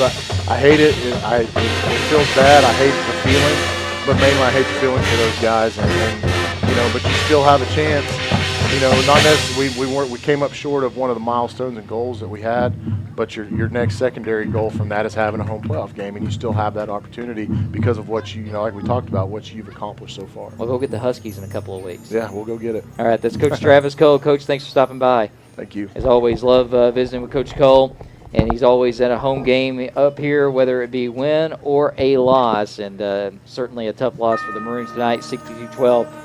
The final score. They get a bye week, and then they turn around, play Paul Huska the last game of the season, and if things go right, they win, and some things go the way, and even a loss to Paul Huska, which you do not want to do, don't get me wrong, but still, you could have a home playoff game. For them not to have a home playoff game, Tonkawa would have to win out, and Tonkawa has Hennessy coming up, and they have Chisum on the road to end the season. And if Tonkawa were to beat Hennessy, that would set up a district title game. They're possibly there in that last week of the year. All right, once again, final score 62-12. Sack, time to award our Brown Decker Funeral Home Player of the Game. There's only one guy that really had a couple of big plays in the game, and it's going to be our second week in a row awarding this guy, or second time in 3 weeks awarding this guy our Player of the Game. Yeah, it's got to be Drinkdale. I mean, he had the 75-yard touchdown return, had the interception. You know, all around pretty good game. Pretty solid on defense. Not as many yards as you'd like on offense, but still, he was just enough to get that Player of the Game. Yeah, and kickoff return for a touchdown gave the Perry faithful a little glimmer of hope after Chisholm was pretty much in control. But then Chisholm was able to close that door pretty quickly and go on to that 62-12 win. So we'll be off next week. I'm looking forward to it because it's actually homecoming week at Oklahoma State. So I get to go enjoy homecoming in hoops for the first time in a few years. And also, 11 a.m. kick for that homecoming game. We're not going to be on the road and have to travel late at night. So that's going to be a good thing about it. And more importantly, it's going to be great for the Perry Maroons to have a bye week to get some guys healthy and also work with Mason Drake and some of those guys as far as the system's concerned, with Dawson Padilla out for the year with that torn ACL. Well, Zach, been a pleasure working with you here tonight, and we'll have a week off and resume in a couple of weeks in a big game out in Pawhuska, as the Maroons will try to get them secure a home playoff bid against the Huskies. Yeah, the Pawhuska not having the strongest of seasons, but still, it's a district game. You want to go in there and you want to take care of business, especially trying to get that home playoff bid. Well, if you had Dawson Padilla, you feel really good about that game, but without Dawson Padilla, certainly you're going to feel a little bit more uneasy about that trip to Pawhuska. Yeah, most definitely, but, the bye coming up, you're able to get Sam Chambers, not sure what happened to his knee, but he was walking around on it, able to get him some rest. Sam Toy took that shot to the shoulder, able to relax him a little bit. All the seniors that have worked so hard this year, you get them an extra week off. Go out there, try to build up that repertoire and that chemistry between your freshman quarterback and your core position players, and hopefully you can go into Pawhuska and take care of business. Well, as we leave you, the band out in the field doing their light show, senior night light show, and they're doing a wonderful job out there, as it's really cool if you've never seen these light shows before. Hey, I want to thank Tyson over there streaming us online. Appreciate him and all his hard work, and be the final stream game online of the year for him as far as video is concerned, and that's a shame because we love Tyson, but hopefully Tyson, even if Perry gets that home playoff game, maybe you'll come up and visit us. He's shaking his hand yes and head yes for us, so I like that. Want to thank Tim Flinner keeping our stats tonight. Levi Peckinpah, he was on our drive charts. Thanks to Kate Kinsey back in the studio. The final score from here in Perry, 62-12. The Chisholm Longhorns come out victorious. For Zach Lancaster, I'm Jordan Woodruff. Have a good one, everybody, and we'll catch you next time with Perry Maroon Football on Triple Play Sports Radio.